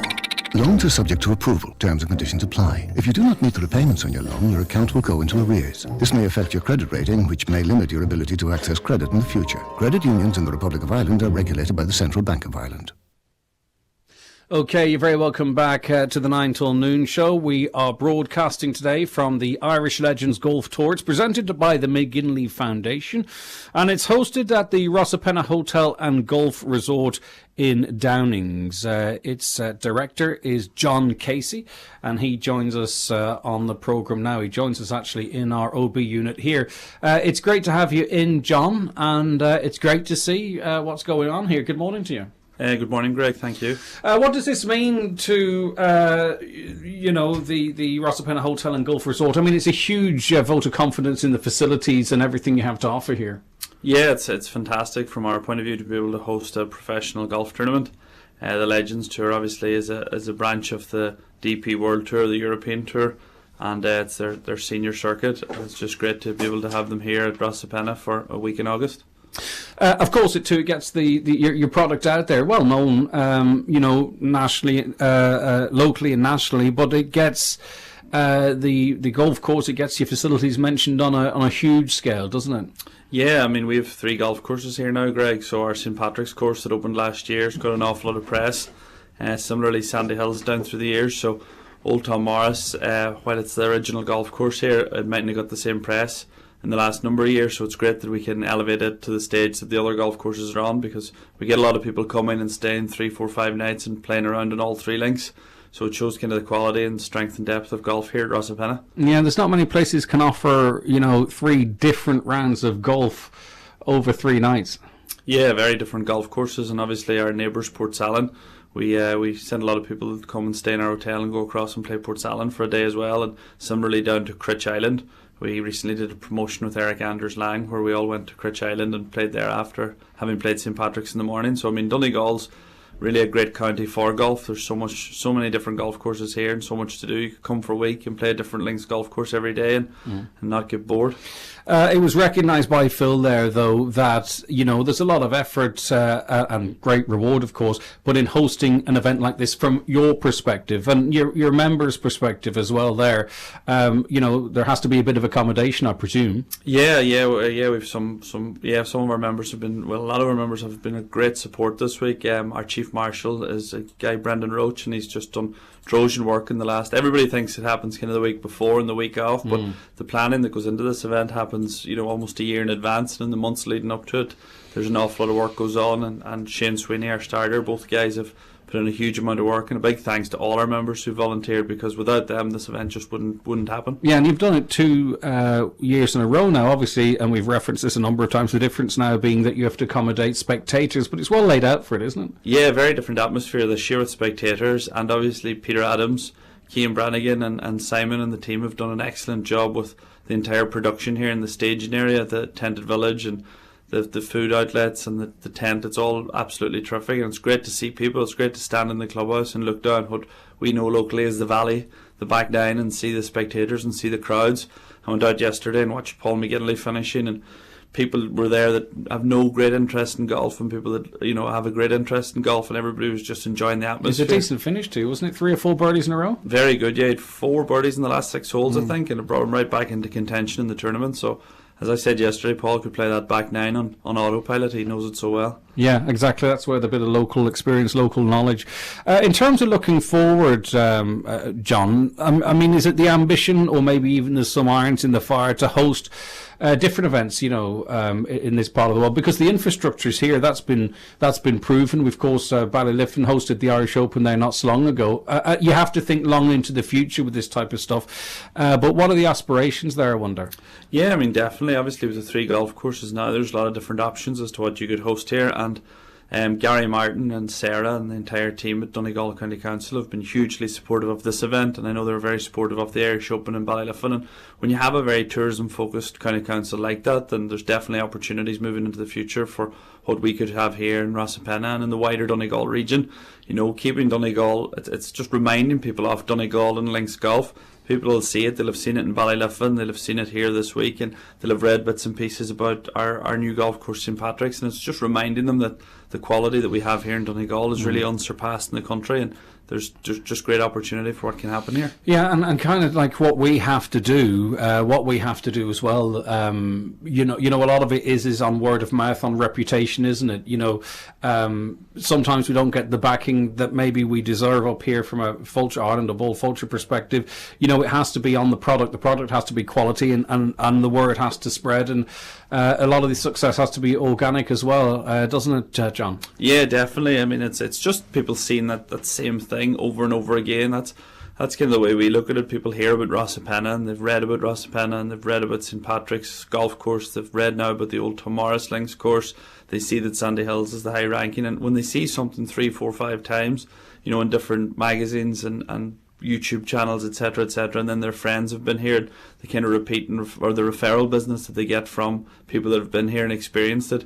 It's whenever you kind of hear the same name cropping up again and again that people eventually come here. And I'm a firm believer of when we get people to Donegal, they'll come back. When they come and they see it, I think we've seen it during COVID. People came from Cork, Waterford, and southern counties, and they really seen something that they couldn't believe, and they'll come back down through the years. So it's a silver lining. Yeah, and it's a new place here because there's so many different types of tourists over the summer with different interests and what have you. All right, John, continued success. Thanks for hosting us here today, and thanks for chatting to me this morning. I really appreciate it. Thank you, Greg. All right, take care of yourself. That's John Casey, Director of the Rossapena Hotel and Golf Resort. Of course, the Irish Legends Golf Tour taking place at the moment on the old Tom Morris links at this facility here. All right, we'll be back with more. Our next guest, in fact, after The 9 till noon show is brought to you by Letterkenny Credit Union, offering low-rate car loans with fast approval. Apply online at letterkennycu.ie or in office today. Attention pet owners, do you ever wonder what is the best food for your dog? Organic, grain-free, or dry and wet food mixed? Don't ask just anyone, ask Maxi Zoo. We'll find exactly the right nutrition for your pet. Let us advise you in your local store. Find yours at maxizoo.ie. Maxi Zoo, Ireland's largest pet retailer. Nutrius Lamb Feed offer, directly supported by the Arrivo Fodder Support Fund, is now available at your local Homeland store. Buy 10 bags of Nutrius Intensive Lamb or Nutrius Lamb Creep Crunch, get one free. Contains intake booster for higher intakes, better thrive and faster finish. T's and C's apply. Contact your local Homeland or farm commercial specialist today. Visit nutrius.ie for full product detail. Your next move matters, so why not move better? Start your move to permanent TSB today. Apply in-app for our award-winning current account. So don't just move bank, move better. Apply in-app today. Applications for Explore Current Account in-app in sole name for over 18 personal customers. Residents of Republic of Ireland only. Fees and charges, terms and conditions apply. Awarded bunkers.ie Best Current Account 2022. Permanent TSB PLC is regulated by the Central Bank of Ireland. This week at Super Value, we've got amazing offers to help you save, like Super Value Fresh Irish Lamb Leg, half price. Excellent Saint-Chinion wine, better than half price. And don't forget, with Super Value's unbeatable own brand range, along with money off vouchers every week, Super Value makes saving money as easy as 1, 2, 3, go! Enjoy alcohol responsibly. Kids going back to school? With Donegal's largest selection of 7-seaters available, make sure to visit iMotors. All of our cars come with up to 12 months warranty and are fully checked over by our experienced team of technicians. Call today or visit imotors.ie. Discover your dream Donegal wedding by choosing a Gallon Hospitality Hotel for your special day. Jackson's and Villa Rose exude elegance, quality and a wealth of experience in executing the perfect wedding reception. Come along to Jackson's Hotel and the Villa Rose Hotel on Sunday, September 11th as they present their autumn wedding venue showcase and view their complete wedding offering. Visit gallongroup.com to find out more. Okay, we have our Specsavers competition running for you. Specsavers Hearing have expert audiologists available in your local Specsavers store. So call in. If you have any concerns about your hearing, you can book a free hearing test and indeed use your PRSI entitlements, and Specsavers Hearing will arrange a hearing aid uniquely tailored to you. T's and C's for the competition are on our website. We want to know, what year did all this happen Staying in? on ropes is a beautiful thing with a heavyweight when you make him shoot his best shot and you know he's not hitting you. Well, my name is Jim, but most people call me Jim. All right, text your answer, your name and where you're from to 086 60 25,000. You could be winning 2 tickets to see Christy Moore live in September. And a €400 voucher for the Great Northern Hotel. We have another star of music, Irish music, Nathan Carter. You don't have to wait that long to see him if you're lucky enough to have secured a ticket for his concert in Downings on Downings GEA pitch on Saturday night. Nathan joins us now. Good morning to you, Nathan. Good morning, Greg. Yeah, how's things? I am good. I've just was over looking at where the stage has been set up, where thousands of people will be out in force on Saturday evening. The weather forecast not looking too bad. Are you looking forward to the gig, Nathan? I am, yeah. We're very lucky this year. We've done quite a number of festivals over the last couple of months, and the weather has actually held out for us, so we're hoping for the best tomorrow. I've actually just checked the forecast. It's given it dry, so fingers crossed. We'll be saying a few prayers to make sure it's a good enough day, you know. But no, we're very excited. I don't get to play in Donegal that often. I suppose we were in Clonmany only a couple of weeks ago, but that was a rare occasion that we were in Donegal. So delighted to be a part of this massive festival, and you know, it's promising to be a really special event. Yeah, and you're going to have a mixture of local people from the county, and of course a great deal of holidaymakers around the Downings area, which I think were able to secure quite a few tickets. So it's going to be a great atmosphere. It's you and the six-piece band as well. Yeah, myself and the band, we're delighted, I suppose, after the last couple of years to be getting to do all these gigs again. And I think people seem to be enjoying the music more than ever. We're all very appreciative of just being able to be out and to have a bit of a dance and enjoy ourselves and make the most of it. But Downings is a lovely part of the Wales now. I've got a good few friends up there, and this will be, I think, 4 or 5 years since we got up to Downings last. So, yeah, as I say, it promises to be a special event, and we're looking forward to putting on a really good show, and hopefully people come out and enjoy themselves.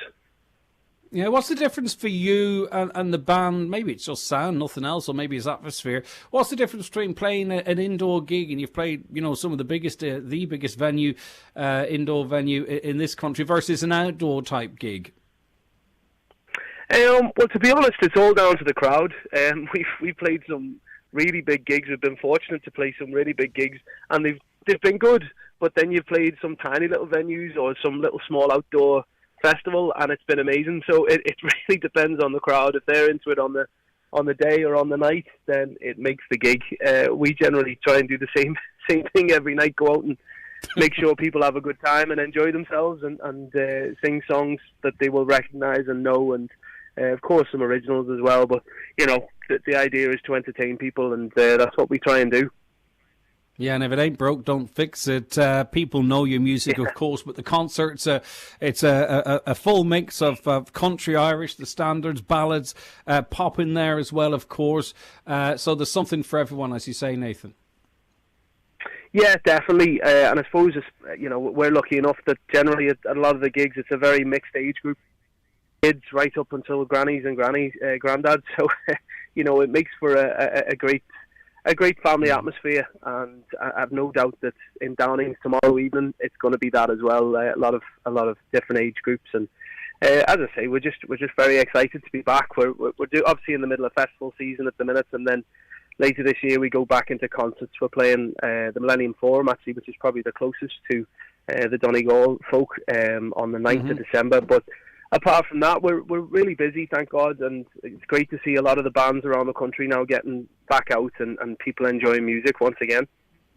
Yeah, excellent stuff. We're going to hear Keg of Brandy as we run up to 11 o'clock. Tell us about this track. Yeah, this is my latest single. It's actually an old folk song that I discovered from a group called the High Kings, and there's a lot of other folk acts recorded through the years as a ballad, and I took it in the studio and we changed it about and made it up tempo. And as I say, it's our latest single. We recorded a video for it a couple of weeks ago at the Sligo Festival on the street, and that's up on YouTube and on my Facebook page as well if anyone wants to check it out. But as I say, it's the latest single and it's called Keg of Brandy.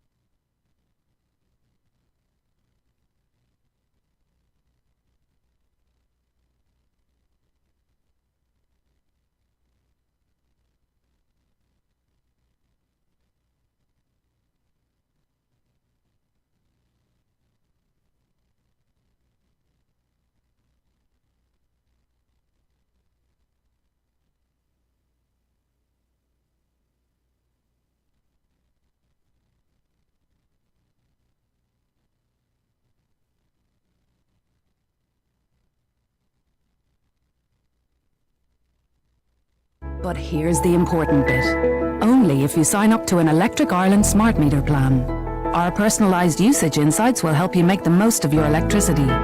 So if you'd like to find out the perfect time to put on a wash, or see how your bill's looking on any day of the month, search Electric Ireland smart meter plans and find out the best plan for your home. Smart meter required. T's and C's apply.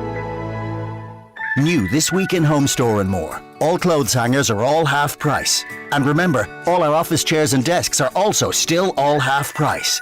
Do you want to upgrade your home office? Get a more comfortable office chair and a modern space-saving desk? Or do your kids start in college and need their room kitted out? We have a wide range of half-price office chairs and desks to choose from. But hurry, because when all our half-price office chairs and desks are gone, they're gone. Shop in-store or online. Home Store and More. A happy home.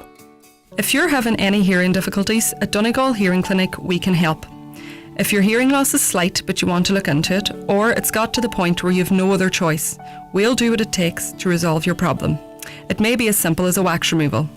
Donegal Hearing Clinic, Pierce Road, Letterkenny and Milltown Business Park, Buncrana. Call us on 07491 88470 or visit donegalhearingclinic.ie. Life sounds brilliant with Donegal Hearing Clinic, Letterkenny and Buncrana. Step back in time at the Donegal Vintage Club's 41st Annual Vintage Rally at Drumbarnet, Mallow-Cunningham on the main road between Letterkenny and Derry this Saturday the 20th. On display, stationary oil engines, vintage tractors, old machinery, a dog show, cars and lorries, collector's items and farm machinery. That's the 41st Annual Vintage Rally this Saturday at Drumbarnet, Mallow-Cunningham. This ad is sponsored by Tully Tyres, the tyre specialist Ballandrate, Lifford. Okay, you are tuned to the 9 till noon show here on Highland Radio with me, Greg Hughes. Still another busy hour to go on the programme, so stay right where you are. Plenty to keep you entertained, but at 11:11 it's time to catch up with what's happening in the world of news. It's good morning once again, Emma Ryan. Thanks, Greg. Good morning. A man has been taken to hospital following a one-vehicle collision in Letterkenny. Gardaí attended the incident of a single-vehicle road traffic collision that occurred on St Oliver Plunkett Road at approximately 4:55 a.m. this morning. One male in his 60s was taken to Letterkenny University Hospital for injuries which are believed to be serious. The road remains closed and investigations are ongoing. Detectives from Derry who are investigating a firearms incident in Gallia last summer have today arrested a 60-year-old man under the Terrorism Act. He has been taken to the Serious Crime Suite at Musgrave Police Station for questioning. The arrest is part of an investigation by Criminal Investigation Branch into the incident in Fern Park in the city on August 20th last year, during which a number of shots were fired into the air. Donegal teachers have been forced to take on extra teaching duties over the summer to help cope with the rising cost of living. That's according to Central Executive Committee representative for Donegal and Leitrim with the INTO, Anya McGinley, who's called for the government to resume public pay sector talks. Ms McGinley says teachers are struggling to make ends meet and something needs to be done to rectify this. A Donegal company has benefited from an investment worth €750,000 and is set to create 24 new jobs. 3D Issue, based in Letterkenny, is a technology company specialising in content experience tools for the development of digital publications. The company is using the funding to add 24 new jobs by the end of 2023 and to expand into new and existing markets. 33 children in the Donegal healthcare area have been waiting over a year to access vital mental health care. Figures released to News Talk reveal that over 500 children have been waiting over a year for the children and adolescent mental health service. The full report on this is available on our website at highlandradio.com. And finally, planning permission has been granted for Donegal's first columbarium at Ard Friary. That columbarium for the interment of ashes will be erected at the Ard Muira Capuchin Friary in Creasla. That's all for now. We'll be back with a news update again at 12 o'clock. But until then, good morning. Okay, Emma, thank you very much. We'll be back with more after the break. The 9 till noon show with Letterkenny Credit Union. Now offering MyCU current account and debit MasterCard, bringing full banking features, delivered with the same local trustworthy service of your credit union. In your 20s, you hit a fork in the road. One way is predictable, the office job, the salon. The other is the road less travelled, with the Irish Army, where after basic training you can qualify in a trade, learn computer skills, serve overseas, learn the life skills any employer will look for when you move on. If that's the road for you, the Irish Army is recruiting young men and women right now. So visit military.ie and be more in the Irish Defence Forces.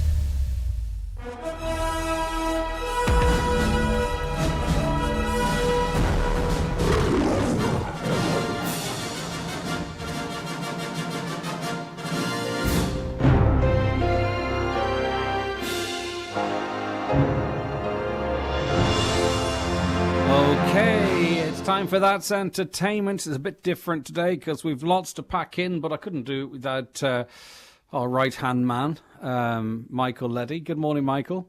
Good morning, Greg. Oh, my God, you're loud. 1 second now. How are you getting on?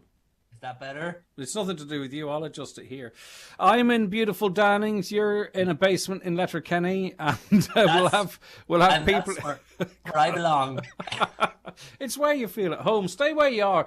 Last call here now on our competition. If you want to be in your final chance to win 2 tickets to see Christy Moore live in concert in September and a €400 voucher for the Great Northern Hotel. Listen to this. Tell me the year.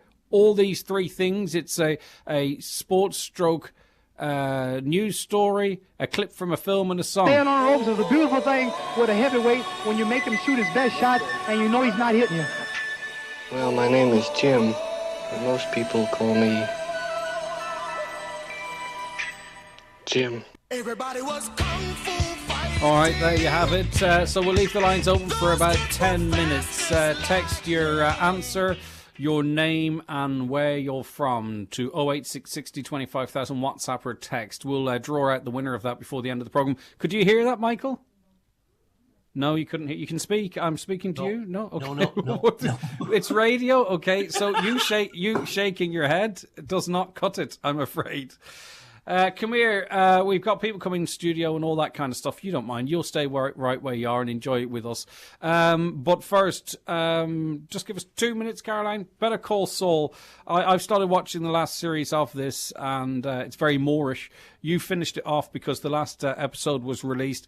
Best show you've ever seen, I think.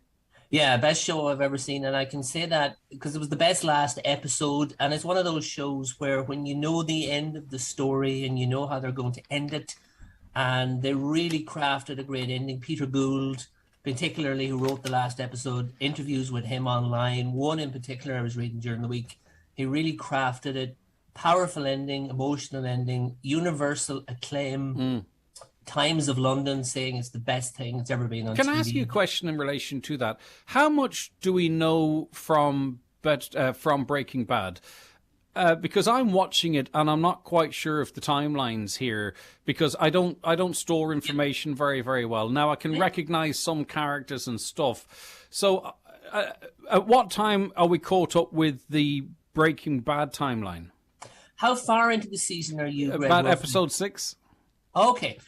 Right. By the time you get to episode 9, what we're seeing there is what's happening now is we are seeing the underground sort of laboratory being constructed. That's kind of where I'm at the moment. Exactly. Yes, exactly. That's a good way to put it. Yeah, we're in the early days of what Gus Fring built and the empire that he built using that underground lab. By the time you get to episode 9, 8 and 9 are very much concurrent with Breaking Bad. And that'll be really, really, really evident in what you're watching. Yeah, I'm not going to say anything more. I think where people can read between the lines. Yes. Thanks for that. But what's interesting about the show and the reason it's getting a lot of acclaim is that the final 5 episodes then take place after Breaking Bad. And that's quite a brave thing for a TV show to do. Like, it completely reinvents itself into 5 episodes. Well, it kind of blends, does it? Not blends, or inevitably. It tells you what happens next to some extent. Not maybe with all the characters that you want. I don't know, and I don't want it to be spoiled. Go on. But it progresses the story beyond where the story ended. Absolutely, so, in a way, it's going to satisfy Breaking Bad fans as well, I imagine. Yes, absolutely, well said. I would say, and it's not a spoiler, the final 5 episodes of this series are also the conclusion to Breaking Bad in a major way, because they take place about a year after, a year and a half, 2 years after Breaking Bad. Again, for those, I don't want to ruin it for anyone who hasn't watched Breaking Bad, but I should remember, do we know what happened to Saul Goodman in the Breaking Bad timeline? Yeah, well, in Breaking Bad, I can answer that. Can you That's answer, not a spoiler, right. because, that's years ago. Like, the last thing you would have seen on Breaking Bad is that Saul left town in a mad hurry. And in Better Call Saul, all the black and white scenes where he's this guy, Gene Takiovic. Yeah, he went to see the fella that sells vacuum cleaners, did he? Yes, exactly. Okay. Robert Forster. Yes, that guy who sells the vacuum cleaners. That was the get out of town. That's your get out of jail free card. You phone that guy. So, Greg, if you ever want to get out of town, you just phone up and ask for a vacuum cleaner and just be outside. Can't afford the €75 call-out charge, let alone a complete new identity. So, a couple of years after the events of Breaking Bad, Saul is now living as a guy called Gene Takiovic, and he is working in he basically, it's like a fast food kind of thing. It's whatever, blah, blah. So you've seen that on Better Call Saul over the years. There's always been a little black and white scene in every season. And what they're doing then, I'm not going to say anymore, but presume they tie it all up. They do. And it ends, Right, okay. So you obviously think it's amazing. I thought it was amazing. I sat up to watch it. So I was up till 6 o'clock in the morning watching it live. I couldn't wait to see it. I loved it. I think it's the best. I mean, it puts Game of Thrones, Lost, Friday Night Lights, all the really great endings. It really puts them to shame. It's a fantastic, even Breaking Bad, which I always thought was a great ending. This is a better ending because one of the reviewers for, I think it's Rolling Stone, Hollywood Reporter, apologies. She said in a sort of a round table they had, Breaking Bad was a dark fantasy, but Better Call Saul is a tragedy. And that's why it's bigger and better. It's a tragic story. And you know it yourself. You've seen what's happened to Jimmy. Anyone who's watched it over the first few seasons, there is a decent guy in there, but it's tragic what happens to Jimmy. Just tragic. Right, okay. Stay where you are, Michael. Much more to come from you, of course, over the next hour. We are broadcasting live, of course, here from the Irish Legends Golf Tour. It's presented by the McGinley Foundation at the Rossapenna Hotel and Golf Resort. And it's been backed significantly by Donegal County Council and supported by it.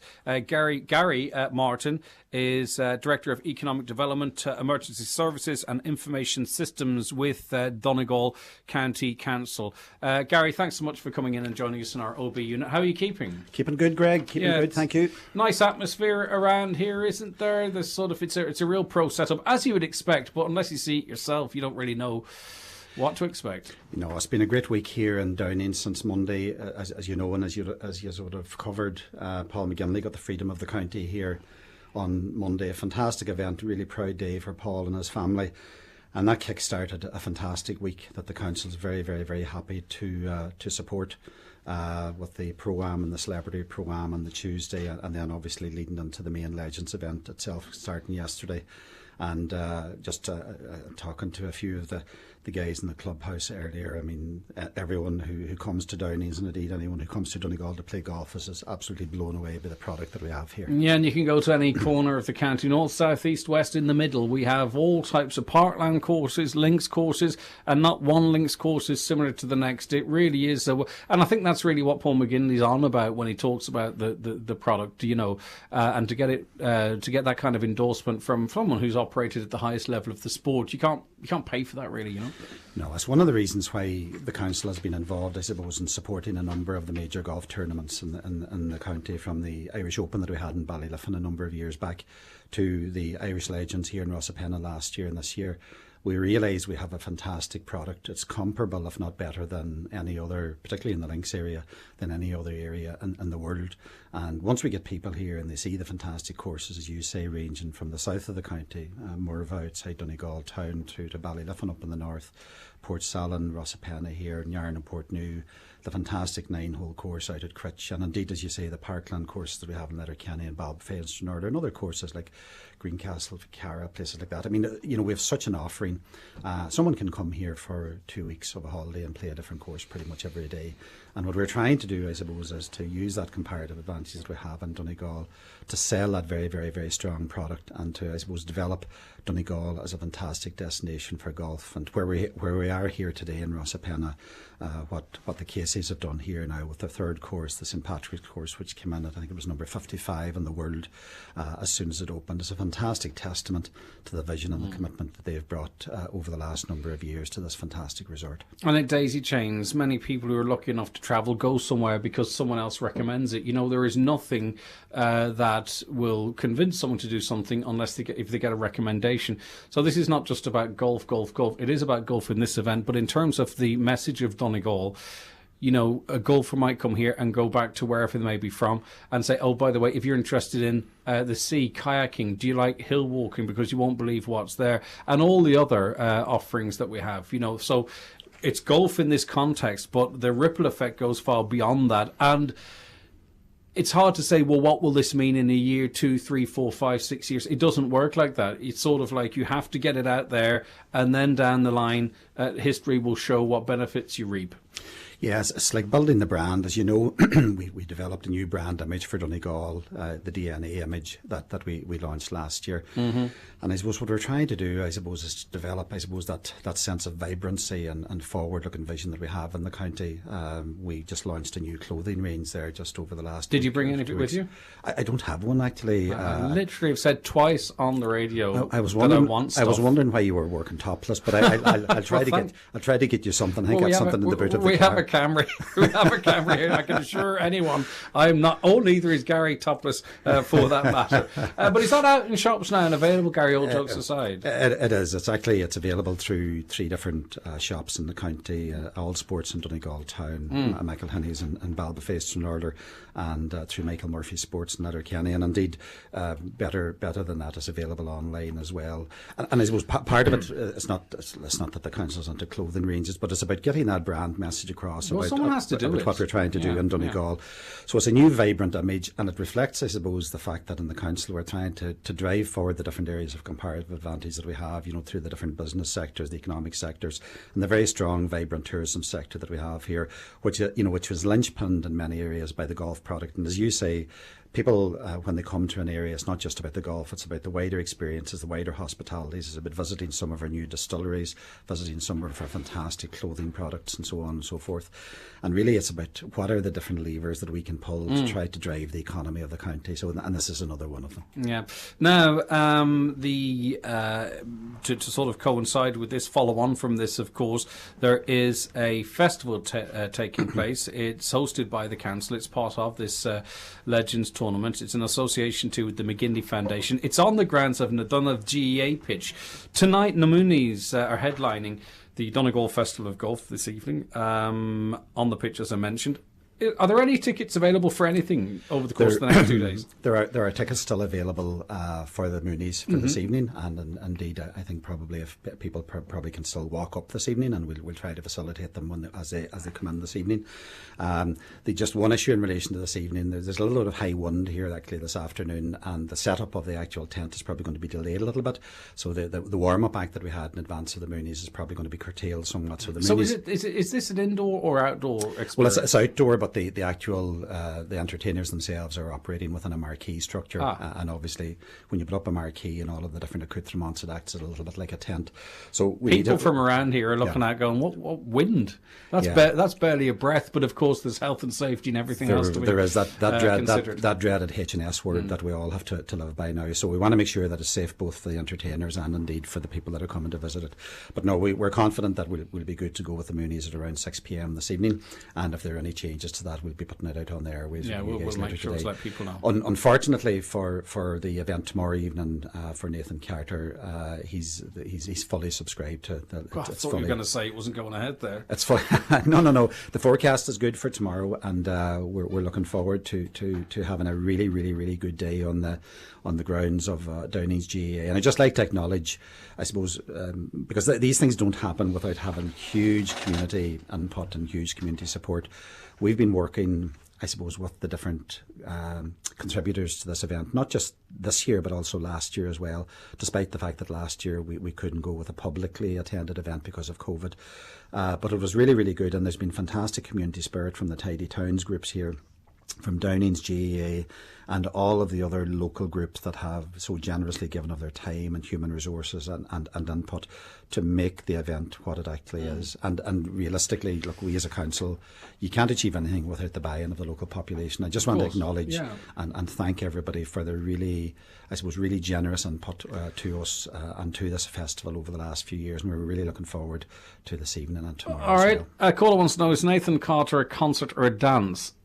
Well, it is. It's a concert. You can dance. There's no seats. It's on a pitch.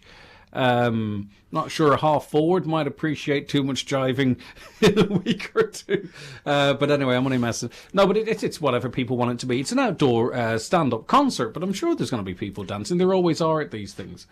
Think Clonmany, but just instead of tar and concrete, that you're going to be on a pitch. But because we'll be by the sea, these pitches are incredibly resilient, sand-based, and great drainage, and even the car parks around this setup here, it has been raining, but it just goes straight into the ground. It's amazing. Look, I fully expect people to be dancing to Nathan Carter. Otherwise, he's not doing his job. If they're not doing that, I fully expect them to be doing that. And just, you're right. I mean, these I suppose marine-based pitches are very resilient with the sand base. But again, we would ask everyone who comes to the pitch to respect it and to make sure that we leave it in the same way as we found it. There's no point then, are you saying, Gary, to be clear, there's no point chancing your arm tomorrow evening? I mean, you can walk up and you should be accommodated for the Moonies tonight, but there's no point chancing your arm tomorrow. There won't be any late available late available tickets as far as you can. No, what we did, and this was based upon, I suppose, the whole principle of it being a community festival. The tickets for the event tonight and indeed tomorrow night were made available free of charge. And that was based upon it being a community festival. We want families to be able to come and enjoy it. Unfortunately, as a result of that, as soon as we released tickets, they were basically snapped up like a shot, particularly for Nathan Carter. So no, I certainly wouldn't be advising people to come tomorrow night, because I don't think there will be any capacity for walk-ins tomorrow night at all, Greg. Okay, and you have to be careful in what you do and don't announce in that regard, because you've no idea of numbers, and 1,000 people turn up, and that creates its own problem. So I think people will understand that fully. Yeah. All right. It's nice to be doing something like this, isn't it, towards the end of the summer? But the whole idea too as well, and I know the council are working on this, it's to sort of bridge between the end of summer and the likes of Halloween. And from chatting to people in the industry, that seems to be happening to some extent. Yeah, look, I think there's been a pent-up demand over the last few years, given the fact that we've all been cooped up as a result of COVID and restricted in what we can do and where we can go. And I think people are so happy to be out and about and to be able to, I suppose, talk to each other normally and to dance and to sing and to enjoy the fantastic environment that we have here in Donegal. It's really super. Some people will have visitors home at this time of the year, and it's great to be able to showcase Donegal to those guys as well. And against the backdrop of such a fantastic golfing event, and we can't take these things for granted. There was a lot of hard work going on to bring in the Legends event here to Downings. And again, it would be remiss not to, I suppose, thank Paul McGinley in particular for his huge support for everything that we do in Donegal, and for his endorsement of everything that we do, and for his driving, I suppose, through his foundation, the event being here this year. Listen to this. Hi, Greg. We're travelling down to Downings this evening for the weekend. It's our wedding anniversary. Are you sure there's no tickets available for Nathan Carter? It's emotional. I think that question was addressed to you, Greg, so how could I possibly respond? Well, I've got two, but they're not available. Right, okay. Well, listen, we'll see what we can do. Maybe someone out there can't make it, and we'll see if we can hook you up. All right, but there's no promises because we simply can't promise that. All right, Gary, listen, thanks for your time this morning. I appreciate it, as always. You staying up for the weekend, not necessarily overnight, but you're going to stay around for the festivities? I'll be around for the festivities this evening. I'm travelling back to Donegal town this evening, and I'll be back up again tomorrow for the conclusion of the golf and indeed the Nathan Carter concert. All right, Gary, thanks very much for your time, as always. Appreciate it greatly. All right, take care of yourself. Gary Martin there, Director of Economic Development, Emergency Services and Information Systems with Donegal County Council. Thanks, Gary. Michael, are you a Nathan Carter fan? Are you? No, I wouldn't say a fan. Okay, well, we're joined on the programme now by Nathan Carter. Nathan, no, I'm only joking. He was on with us earlier. But you enjoy a good night out, and you always get a good night out. I enjoy a good night out, yeah. And, but I knew you'd say something like that, Greg. I'm a smart arse? I know the cards you play. No, I would never say something mean like that. I was going to say, I know the cards you play, Greg. I know the cards. Okay. All right. Do you know what year our Specsavers competition was? I wonder, Michael, no? Oh, you couldn't hear it? That's right. No, okay, yeah, I haven't figured that part of the technology out yet. Right, let's have a listen here and break it down for our listeners if we can. I wish you could hear it. Staying on ropes is a beautiful thing with a heavyweight when you make him shoot his best shot and you know he's not hitting you. All right, the lines are closed. My name is Jim, but most people call me Jim. Everybody was all right, it was 1974, so you have Kung Fu Fighting there by Carl. Something's beeping in my ear. What's going on? Is that you? I don't know what's beeping there. All right, so we had Carl there, Kung Fu Fighting. Can't remember his second name. We also had a clip from Blazing Saddles was in there as well. And also Muhammad Ali was, you heard some audio from him. That was following the Rumble in the Jungle, I believe it is. So that is it. We'll announce the winner of that competition after the break, and then we'll announce the overall winner. In other words, we'll put a name in the hat after the break, and then there's 5 names in. We'll announce the winner a little later on in the programme. We'll be back with more from Michael and other guests as well on the 9 till noon show after this. The 9 till noon show is brought to you by Letterkenny Credit Union, with monster loans available up to €60,000 for all occasions. Visit letterkennycu.ie. Hi, Marty Friel here. Hope you can join me this and every Friday night from 8 to 10 p.m. with Rockin' Hits on Highland Radio. Tune in to me on the radio and online to hear the best in music and chat. Really looking forward to your company right here on Highland Radio Friday from 8 p.m. Translations by Brian Friel is coming to the On Green On Theatre, Letterkenny from the 30th of August to the 3rd of September. In an age of Brexit, this modern masterpiece reminds us of the power of language, communication and understanding. This new production is directed by the Abbey Theatre's artistic director, Katrina McLaughlin. Don't miss the Abbey Theatre and Lyric Theatre's co-production of Brian Friel's Translations at the On Green On Theatre. Tickets from €25 at ongreenon.com. Are you frequently asking others to speak slowly, clearly and loudly? Is listening to the TV or radio becoming harder? If your hearing is affecting your everyday life, Connect Hearing are here to help. Our clinics in Letterkenny and Dunloe are open Monday to Friday, where you can avail of our hearing test, wax removal and repair services. Take that first step to better hearing. Call us today on 07491 13296. Connect Hearing, connecting you to life. Century Complex Letterkenny are holding a charity fun day in aid of Donegal Hospice and Letterkenny Food Bank on Wednesday the 24th of August. Check out centurycinemas.ie and Century Cinemas social media pages for more information on how you can help support these charities while having lots of fun on Wednesday the 24th of August. This week at Centra, choose from our amazing mega deals, like Centra selected family meals like cottage pie 1.2 kilo, €5 each. Centra rice crunchies 440 gram, only €1. And Centra Kids still water 10 pack, only €2. Smart choices, choose Centra. Centra, live every day. The race is on for the Dr. Maguire Cup. The Donegal Senior Championship reaches round 2 this weekend, and you can follow all the action live here on Highland. Highland's championship coverage is brought to you by Highland Motors Letterkenny, your main Renault and Dacia dealer in Donegal, with the iconic Dacia Duster, the family SUV for all your adventures. Available in diesel and petrol from just €200 per month. Lending terms and conditions apply. See Renault.ie. Okay, you're very welcome back to the programme. Now, as you heard from Gary there, the Moonies are playing live in Downings this evening, and there are a few tickets available. So if you can make your way over here, you are in for a real treat. Radney Mooney joins us on the programme. I'm all confused because this beeping. All right, I think I've got rid of it now. Radney Mooney, good morning to you. How are you keeping? Hello, Greg. Fine, thank you. Right, enjoying the Irish summer. The wind is blowing outside. Well, we've had every condition here today: wind, rain, and now it's glorious sunshine. Yeah, it's sunny here now as well, but I see another front coming in, so you wouldn't know what would happen. It's just whether it opens or blows over, we don't know. Exactly.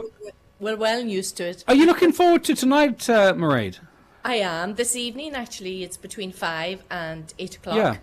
And really looking forward to going to Downings. It's a good excuse to go down that side of the country again and see everyone. And the family don't really play as a unit very often, so it's nice to get together and be able to bicker at each other. Yeah, of course, that's all the fun of playing with your family. In terms of the gigs that you do you often do outdoor gigs or festivals and stuff, Mairead? Oh, I do, in other countries, because the weather is guaranteed. We don't care, we just do it. It's kind of always a gamble here in Ireland, but it's always nice when it does work out, you know. But we played very recently at an outdoor event in Ballykeefe Amphitheatre down in County Carlow, County Kilkenny, and honest to God, the rain and the wind, it's mad. It's total lunacy to try and do outdoor events in Ireland. But we don't often let it put us off, though. You know, I mean, we saw recent festivals, outdoor festivals. People find a way. They get their plastic jackets on and their umbrellas out and dance under the umbrellas or whatever it might be. You know, we know what to expect, and we have to go out and if we want to enjoy stuff, if it's an outdoor feel to it. I mean, you don't come to Ireland for the weather. You come to Ireland to enjoy yourself, and actually we all have the all-weather gear anyway, so we may as well use it when we can and go out and enjoy ourselves. But hopefully it'll be a really nice evening, and we'll play our hearts out, and hopefully people will come and say hello, because we haven't been down that side of the country in a long while. I was going to say, and it's another part of the Gael thought. When was the last time you were up here playing? Can you remember? Oh, it's about 2 years ago or 3 years ago. It was not that long ago. I'd say it was before COVID, though. Yeah, okay, excellent stuff. Now, I'm looking at the weather forecast here for when you're on, and it's a localised weather forecast, you know, and there's not a pick of rain being forecast. In this area. In fact, sun with clouds similar to what we have now, and it's specific to this area, and I'm right beside where you're going to be performing, so it's all fingers crossed. It would be lovely, and everyone should come out and say hello, and please come up and say hello to us, because we'll have our new album, and we will be playing loads of stuff from that. Yeah, I can't. Well, hopefully, I have one thing to do in the afternoon, and everything happens at once. It's been one of those weeks, but I hope to get back. I hope to get back in time to either catch the full set or at least the second half of it. I'm really looking forward to it, because I talk to you quite regularly, and I feel very blessed in being able to do so. But I want to see you up on the stage in action, and you with your family as well, Mairead. It'll be fun, if nothing else. Right, this laugh. This I love your attitude. You're going to do a little bit of music for us over Zoom. It's not going to be perfect, but just to get it out and have a listen, and we'll try a minute or two and see how it sounds. It's not going to be representative of your amazing talent and what people can look forward to tonight, but just a little sample of it, Mairead. Yeah, just use your imagination, everyone.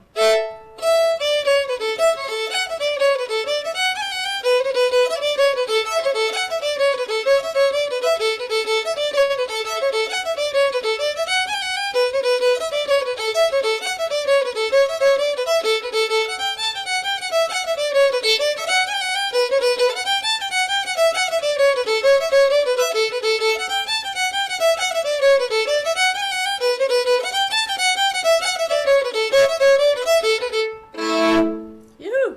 It's actually sounded fantastic. It's amazing. They've really come on with this sort of sort of video and audio connections. That sounded absolutely brilliant. Listen, the best of luck tonight. I hope, as I say, I hope I just can make it back in time to hear it. I really, really want to. It's been lovely speaking to you. And just to remind people, and this is the important bit, there are still a few tickets available, so you can get along and see the Moonies live tonight with Raid as well and the rest of the family. So have a great concert. Thanks for having me. Take care of yourself. It's our pleasure. Thank you so very much indeed. Radney Mooney there. And she just gave us a wee sample of what you can hear tonight, but you're going to get the full amplified experience down on the Donegal GAA pitch. Michael? Yes, sir. You can't play any instruments. I've asked you this before, I think. Yeah, no, I'm not. My father, though, was a fiddle player, so I grew up... So you can appreciate the skill. Played at Cayley's and stuff like that. He was always playing in the house at night, practicing and stuff. We were on a farm, so he only played in the evenings and he was out. So hearing that, it does take me right back to the 70s and 80s and Daddy and him playing in the kitchen. Yeah, brilliant stuff. Stay right where you are. It is the 9 till noon show here on Highland Radio. We still have more guests and more crack to come. Stay where you are, as I mentioned. Back after this break. The 9 till noon show with Letterkenny Credit Union. Now offering mortgages from €40,000 to €600,000 with no hidden fees or transaction charges. Letterkenny Credit Union. 9102127. Want unbeatable value from Sky? Here's the deal.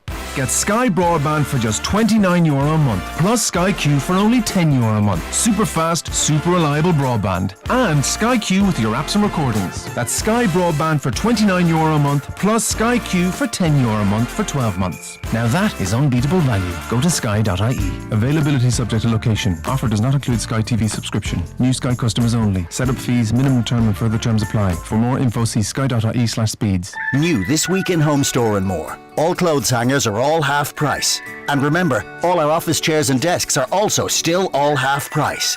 Do you want to upgrade your home office? Get a more comfortable office chair and a modern space-saving desk? Or do your kids start in college and need their room kitted out? We have a wide range of half-price office chairs and desks to choose from. But hurry, because when all our half-price office chairs and desks are gone, they're gone. Shop in-store or online. Home Store and More. A happy home. Mr. Blue Sky. The Euro Millions jackpot is an estimated €75 million. Play responsibly in-store, in-app or at lottery.ie. The National Lottery. It could be you.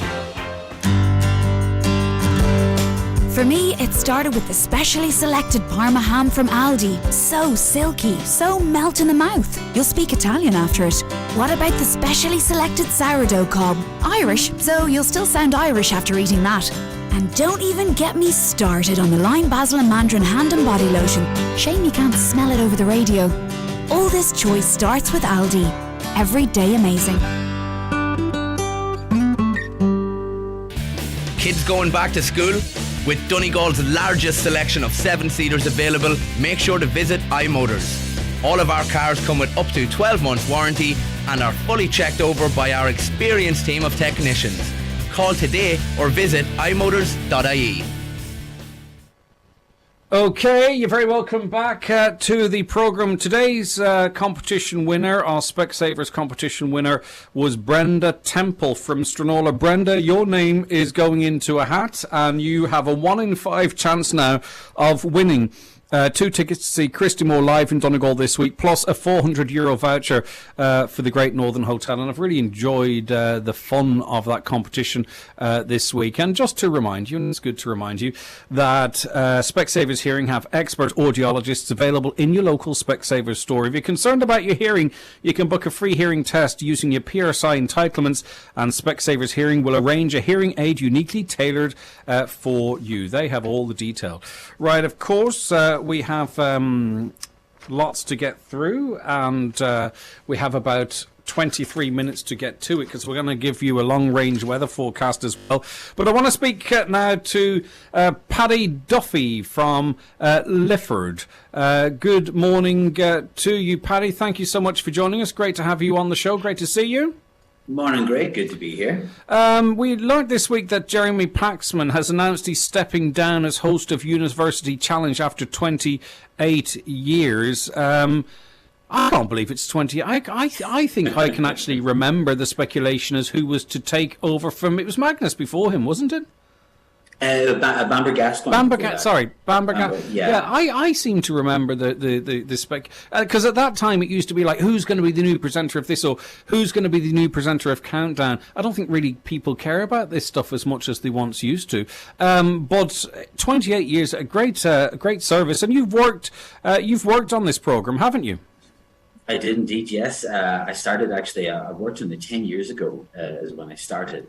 And it was a tremendous experience. I mean, I always loved watching the show, and just to be on it, or to work on it, to help make it happen, was something else. You know, I mean, I'd always been interested in quizzes. I mean, it's kind of I have my old school principal, Gabriel Gordon, at Ballylast National School, to thank primarily for that.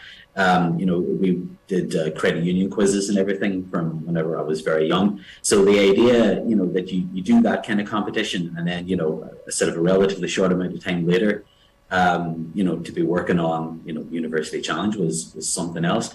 And I suppose it's interesting because, I mean, Jeremy, when I worked there, I worked at, the famous Granada studios for the first year or so. And then we moved over to Media City. And the final thing that was ever recorded in Granada, it wasn't Coronation Street or anything like that, it was a University Challenge.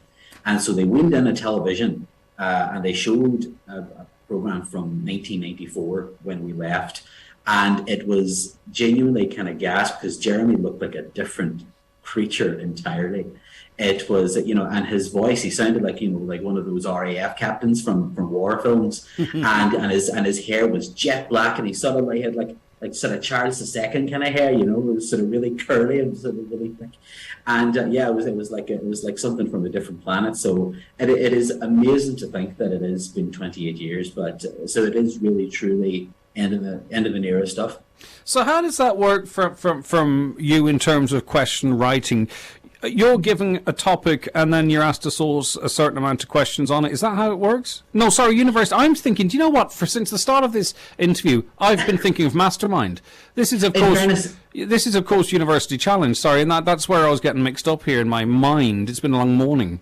In fairness, I've also done some stuff for Mastermind as well. Well, you see, I knew I've done my research. So absolutely fair. So absolutely fair. But how do you strike the difficulty level of questions for University Challenge? Like, how does that work? Because you don't want it too easy, you don't want it impossible. And with all questions, I think it's easier with a weakest link or the chase, for example. I think that might be a bit easier, but you have to strike, I think, a particular level of difficulty with writing questions for the likes of the University Challenge.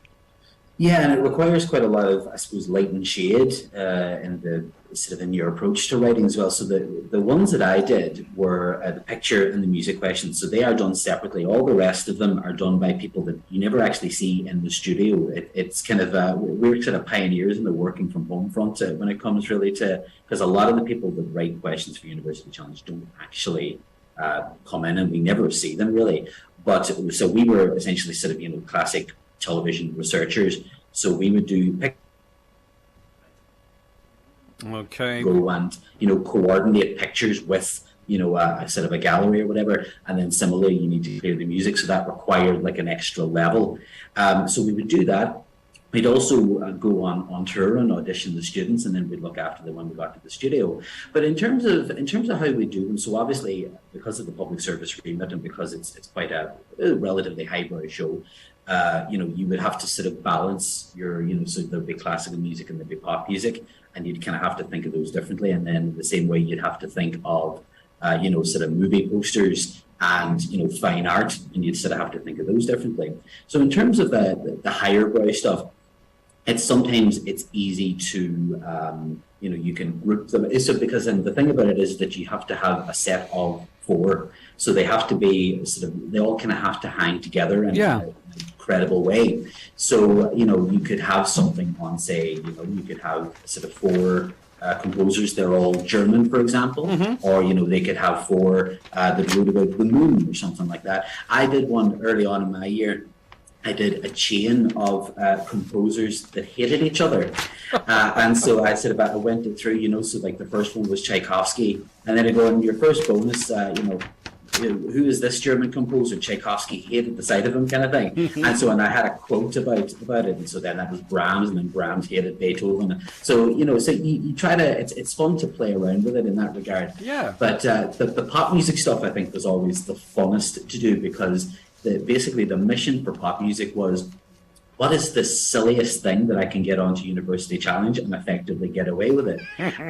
Because it's just, I mean, and I don't say that in a flippant way. No, I know what you mean. You have to have a bit of fun with it too. Well, yeah, because but it's a good way of sort of being creative with it as well. So, for example, the challenge I set myself, I remember at the start of one season, was, can I get David Hasselhoff into a University Challenge question and justify it? And so I was thinking, what is like the University Challenge angle into that? And I was thinking, well, and as luck would have it, it was going to be broadcast, this episode, in 2014. And I go, 2014, that's 25 years since the Berlin Wall came down, and David Hasselhoff has always claimed credit for bringing the Berlin Wall down with his song "Looking for Freedom." So then I started. I was able to. Then I was at the races. Then it was like, I'm mixing world events and very silly pop music. and I remember when it came up for the starter, and they said, "We're going to hear you're going to hear a piece of popular music for 10 points. Name the artist." And the guy buzzed in. And I said it with a look of genuine confusion on his face. He goes, "Is that David Hasselhoff?" He couldn't believe that we were asking it either. Yeah. So it was I absolutely adored working on the show. It was very fun. It was very creative. It's a genuine family from start to finish. And are you working on any shows currently, or have you gone in a different direction? Yeah, so I am in. So actually, after I left University Challenge, I went into documentary. Okay, right. I kind of fell into that. So I ended up working on a series called Inside Obama's White House with Norma Percy, who was sort of a word in action. Is it research your thing then? Is that the common denominator here, or you just moved from question writing to documentaries? I suppose they occupy the same part of my brain, really. Yeah. I suppose I'm interested in how things work. I'm interested in finding things out. I always had a big interest in American politics in particular. And so I suppose, sort of the way that my brain works, I suppose, works well for pulling out pieces of information that are interesting for different things. Okay. So now actually I work in development now, which is to say, like, I don't work on any one particular show, but I'm in the research and development stage. Brilliant. Of trying to get things exciting. on air. So you're right. Okay, yeah, exactly. Listen, Paddy, it's been brilliant speaking to you and tying it in with Jeremy's decision. And you discover something new every day. So it's been lovely. Thanks so very much for joining us. Thanks very much. Take care of yourself. That's Paddy Duffy. You would have enjoyed the Baywatch reference there, of course, Michael. You're going to help me now. I've got the winners of the 5 daily winners of the competition. Anyone watching on our stream might be able to see this. So I'm asking you, there are pieces of paper. I can't see who's in it. If you choose my left or right hand, please. Left hand. Okay, my left hand. Now, if you choose my right or left hand, please. Left hand. Right, you're going left hand again, and I open it up to tell you that Wednesday's winner, Patrick Keys from Greencastle. Patrick, you have won 2 tickets to go and see Christy Moore in September, and a €400 voucher for the Great Northern Hotel. Well done to you, Patrick Keys. And thanks to Specsavers Audiology for their support throughout the course of the week. Stay where you are. Michael will be coming back to you, and we'll be getting the weather after this. The 9 till noon show is brought to you by Letterkenny Credit Union, with monster loans available up to €60,000 for all occasions. Visit letterkennycu.ie. The Birth Information and Tracing Act is now here. People adopted, boarded out, or the subject of an illegal birth registration can access their birth information where available from October. A contact preference register has been established to enable these people and those connected to them to register their preference in relation to future contact with relatives. This is an important issue for many, and an information booklet is being delivered to homes across Ireland. Visit birthinfo.ie to find out more. If you've got great photos sitting on your phone or in the cloud, why not visit mcgee's.ie and see the range of creative options available? Get larger 7x5 prints for the same price as the standard 6x4s, with 100 prints for just €12. Or select from the great range of photo gifts like mouse and placemats, phone covers, jigsaws and clocks. Click and collect or have them delivered. See what you can do with your favourite photos online at mcgee's.ie. Keeping your eating machines fed when they go back to school is tough. But with XXL pack sizes from Lidl, there's bags of savings to be had. Like Greek-style yogurts, 10% extra free, Combino spaghetti, 20% extra free, and traditional carved and crumbed ham, 10% extra free. There's an inflation-busting offer for you. Make school days cost less with Lidl. More for you. Summer garden clearance at Homeland. Shop our amazing offers. There's the Padstow 2-seater folding bistro set, only €99, save €30. Sahara wall-mounted patio heater, only $79.99, save €50. And there's the Madrid planter, buy one get one free. Shop the full range of offers in store and online at homeland.ie while stocks last. If you're looking to untangle your money, the On Post Money Flex credit card powered by MasterCard can help. Take the time you need to pay off large purchases with no extra charges for 9 months. That's the best credit card purchase rate offer on the market. Spread your costs your way. Search On Post Money Flex credit card and untangle your money today. New applications only. Lending criteria, T's and C's apply. Info correct 25th of July 2022. Best in market claim source CCPC. On Post acts as a credit intermediary on behalf of Avantcard DAC. On Post trading as On Post Money is authorised as a credit intermediary by the CCPC. Avantcard DAC trading as Avant Money is regulated by the Central Bank of Ireland. The On Post Money Flex Credit MasterCard is issued by Avantcard DAC pursuant to licence by MasterCard. All right, let's see what's happening weather-wise over the course of the weekend and beyond. And we had a wee chat with Alan O'Reilly a little earlier on. Well, it's going to be a cloudy afternoon, but there will be some sunny spells. A spell of rain then, heavy rain will move in later tonight. Now, the good news is for the northwest is that will mainly clear southeast early in the morning. It will be followed by cloud for a time, but then some nice sunny spells on Saturday afternoon and Saturday evening, but very breezy. Temperatures only probably around 16 or 17 degrees. A cloudy start on Sunday, and it looks like the northwest may well escape most of the rain on Sunday, which is good news as well. But a cloudy day, winds much lighter and temperatures up to 18 degrees. The week ahead then looks a bit of a mixed bag. There will be some sunny spells, but there will also be some showers at times. Sunday night we'll see a few showers, and again on Monday night. But generally, overall, it doesn't look too bad, and there is some encouraging signs that we might see some back-to-school weather with high pressure trying to build in for the end of the month. Yeah, and indeed, fairness to Alan, he's been flagging in the fact that we could see an improved weather towards the end of the month. For some time now, and he was right about the first spell. So, Michael, fingers crossed we'll get a last bit of weather. Caller says, when asking is it a concert or a dance, it's for someone who needs to sit. We're wondering, is there any seats available? Aha, I get you. Is there a seating area available? I am sure it'll be fully accessible. I'd hope it is. So I can try and find that out for you. I don't know how I'd get that information for you as we're going off air now, but I would hope that people of all abilities are going to be fully accommodated there. Right, where the Craw Dogs sing in the cinema. You went to see this. Yes, buddy of mine, good best friend, wanted to go and see that, and I think it might be fair to describe this as a chick flick. I think it's definitely a movie that the ladies are enjoying more than the gents. Critics have not responded to this movie at all. 34% on Rotten Tomatoes, 96% from the audience, and I was on Letterboxd reading through the reviews, and quite a lot of reviews from ladies saying things like, it's great to go to the cinema and sit there and not a single man in the cinema. So men are not really responding to this. But I love when the critics are so out of tune with the audience. I really do. I don't know why I derive some sort of pleasure from that. You do actually. You definitely do. I'm siding with the critics though on this one. I wasn't impressed with it. The story is good. It's a woman who was abandoned as a child. She grew up outside of town. You're in kind of the southern United States. She lives in the swamp, and she's accused of a murder at the start of the film. So while she's on trial, you see a flashback to her very tough upbringing, or not upbringing, I suppose childhood, because there was no one there to bring her up. So it's a flashback story, and it's Daisy Edgar Jones, who everybody will know, of course, from Normal People a couple of years ago, and anyone who watches the War of the Worlds show with Gabriel Byrne will know her as well. Great cast in this. The lawyer, David Strathairn, and Sterling Macer Jr. A lot of actors that I really, really like on this. Eric Layden, who you and I both know from Bosch. He's the reporter on Bosch. He pops up every season on Bosch. He's the prosecutor on this. He's very good. The performances are good. The story is good. My problem with this movie was that I felt the script was overwritten. It's one of those films, Greg, where every character says everything they feel. I feel happy. I feel sad. I feel abandoned. There's a huge amount of dialogue.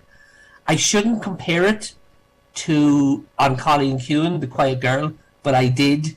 And I found that in that film, which I think is a magnificent film, still the best film I've seen this year, and it's an Irish film now in contention for the Oscars, which is very exciting. It's been shortlisted, has it? It's going forward, is it? Okay. For going forward or whatever, it's been short for the international. But that's a movie where the characters don't say what they're feeling. There's very little dialogue of any language in that film.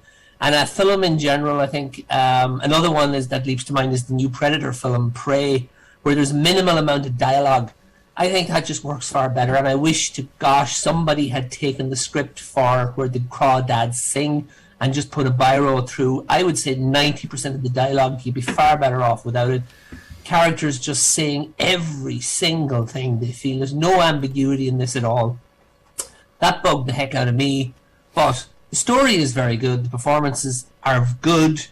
I just think there's a far better film to be made from this. It was a book that came out, a novel that came out, I think, 4 years ago. Yes. And it was a huge, I think, 15 million copies sold. Reese Witherspoon put it on her book club, book list thing, whatever. I was reading this last night. I certainly didn't know about this.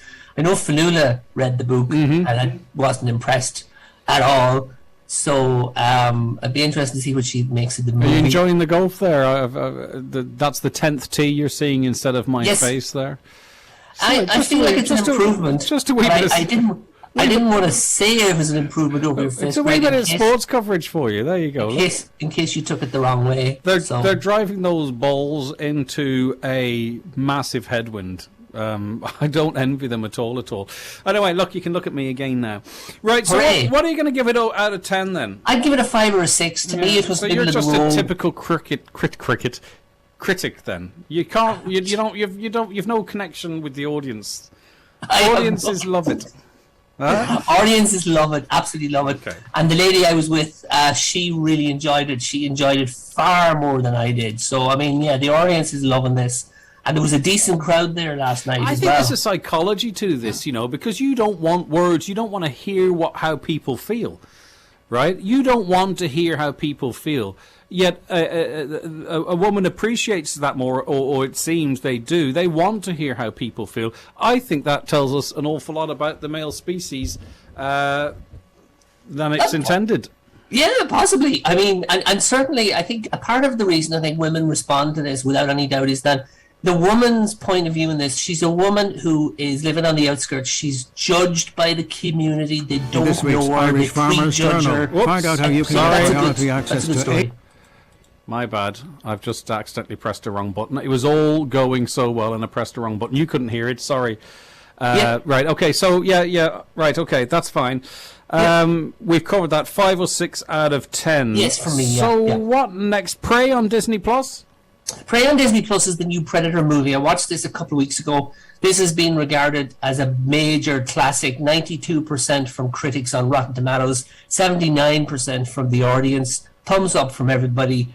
I'm a fan of the Predator franchise anyway, but this one is a really clever take on the Predator movies. As I say, it's the 5th one in the franchise. It takes the story back a couple of 100 years. You're dealing with a Native American community in the 1760s or something like that, and it's a young woman, an actress called Amber Midthunder, who was on the Roswell TV show, and she was on a couple of other things like Legion. She's the lead in this. Very busy actress ever since she was a child. Actually, she's been a busy actress. So she's the lead in this. Not a lot of dialogue. If you know the Predator movies, you know kind of what to expect. She's a young warrior. She does not yet have the respect of her peers, which makes her the sort of hero that we can all get behind, because she's trying to prove herself. Because she's so young and she hasn't done her first big hunt yet, they don't really listen to her, but her instincts are great, of course. She's the heroine in the movie. It's a good action movie. And one of the things I loved about this that people have said is it doesn't outstay its welcome. It's just an hour and a half. It gets its set pieces are all fantastic. It's really smart. It's a smart ending. It's a good action movie, and you really, really will get behind her, and you really will care about her. As I say, her community doesn't believe in her yet because she's an unproven. And there's a whole thing in it about, the women should just be staying behind and cooking. They shouldn't be going out hunting. So you do get behind her early on. I loved it. Loved this film. Out of 10. 9. Prey on Disney Plus. Okay. By the way, just to answer that earlier texter we had, we were on to the organisers of the concert. Those with disabilities at both shows will be accommodated. Just to remind you that you can go and see the Moonies tonight live on Downings GEA pitch, and Nathan Carter, unfortunately, it's sold out, but there is some walk-up availability for the Moonies this evening. Don't forget to stay tuned if you're interested in golf, because throughout the course of today and tomorrow, Oisín, Kelly and the team, Sean providing plenty of footage on our social medias as well. Oisín giving you regular updates live here. That's going to continue right up until the close of play tomorrow. For those of you who have an interest in that, stay tuned for that. We're back out and about again on Monday. We are heading to beautiful sunny Malin Head. We're going all the way to the tip of Ireland. Looking forward to that. We'll tell you more about that on Monday. Michael Leddy, you have a very good weekend, please. And you too. Take care of yourself. Chat to you next week. It's been great having you as part of the team as always. Okay, that is where we have to leave it on the programme. My thanks to Caroline Orr, who produced on site, Donna Marie Doherty, who worked back at base, and Donald Kavanagh, who kept us on the air. We appreciate it. And thanks to you who listened to the programme. If you watched the show, however you interacted with us all week, it's really, really appreciated. We're back with you on Monday. We're out on the road up at Malin Head. If you're about there, come and say hello. Full access, and have a great weekend. Will you stay tuned? We have John Bredson around the Northwest coming up after 12. He's going to be giving one of you out there who entered our bumper cash draw, he's going to be giving one of you €2,500. But for now, it's good afternoon to Emma Ryan with the news. Thanks, Greg. Good afternoon. A man has been taken to hospital following a one-vehicle collision in Letterkenny.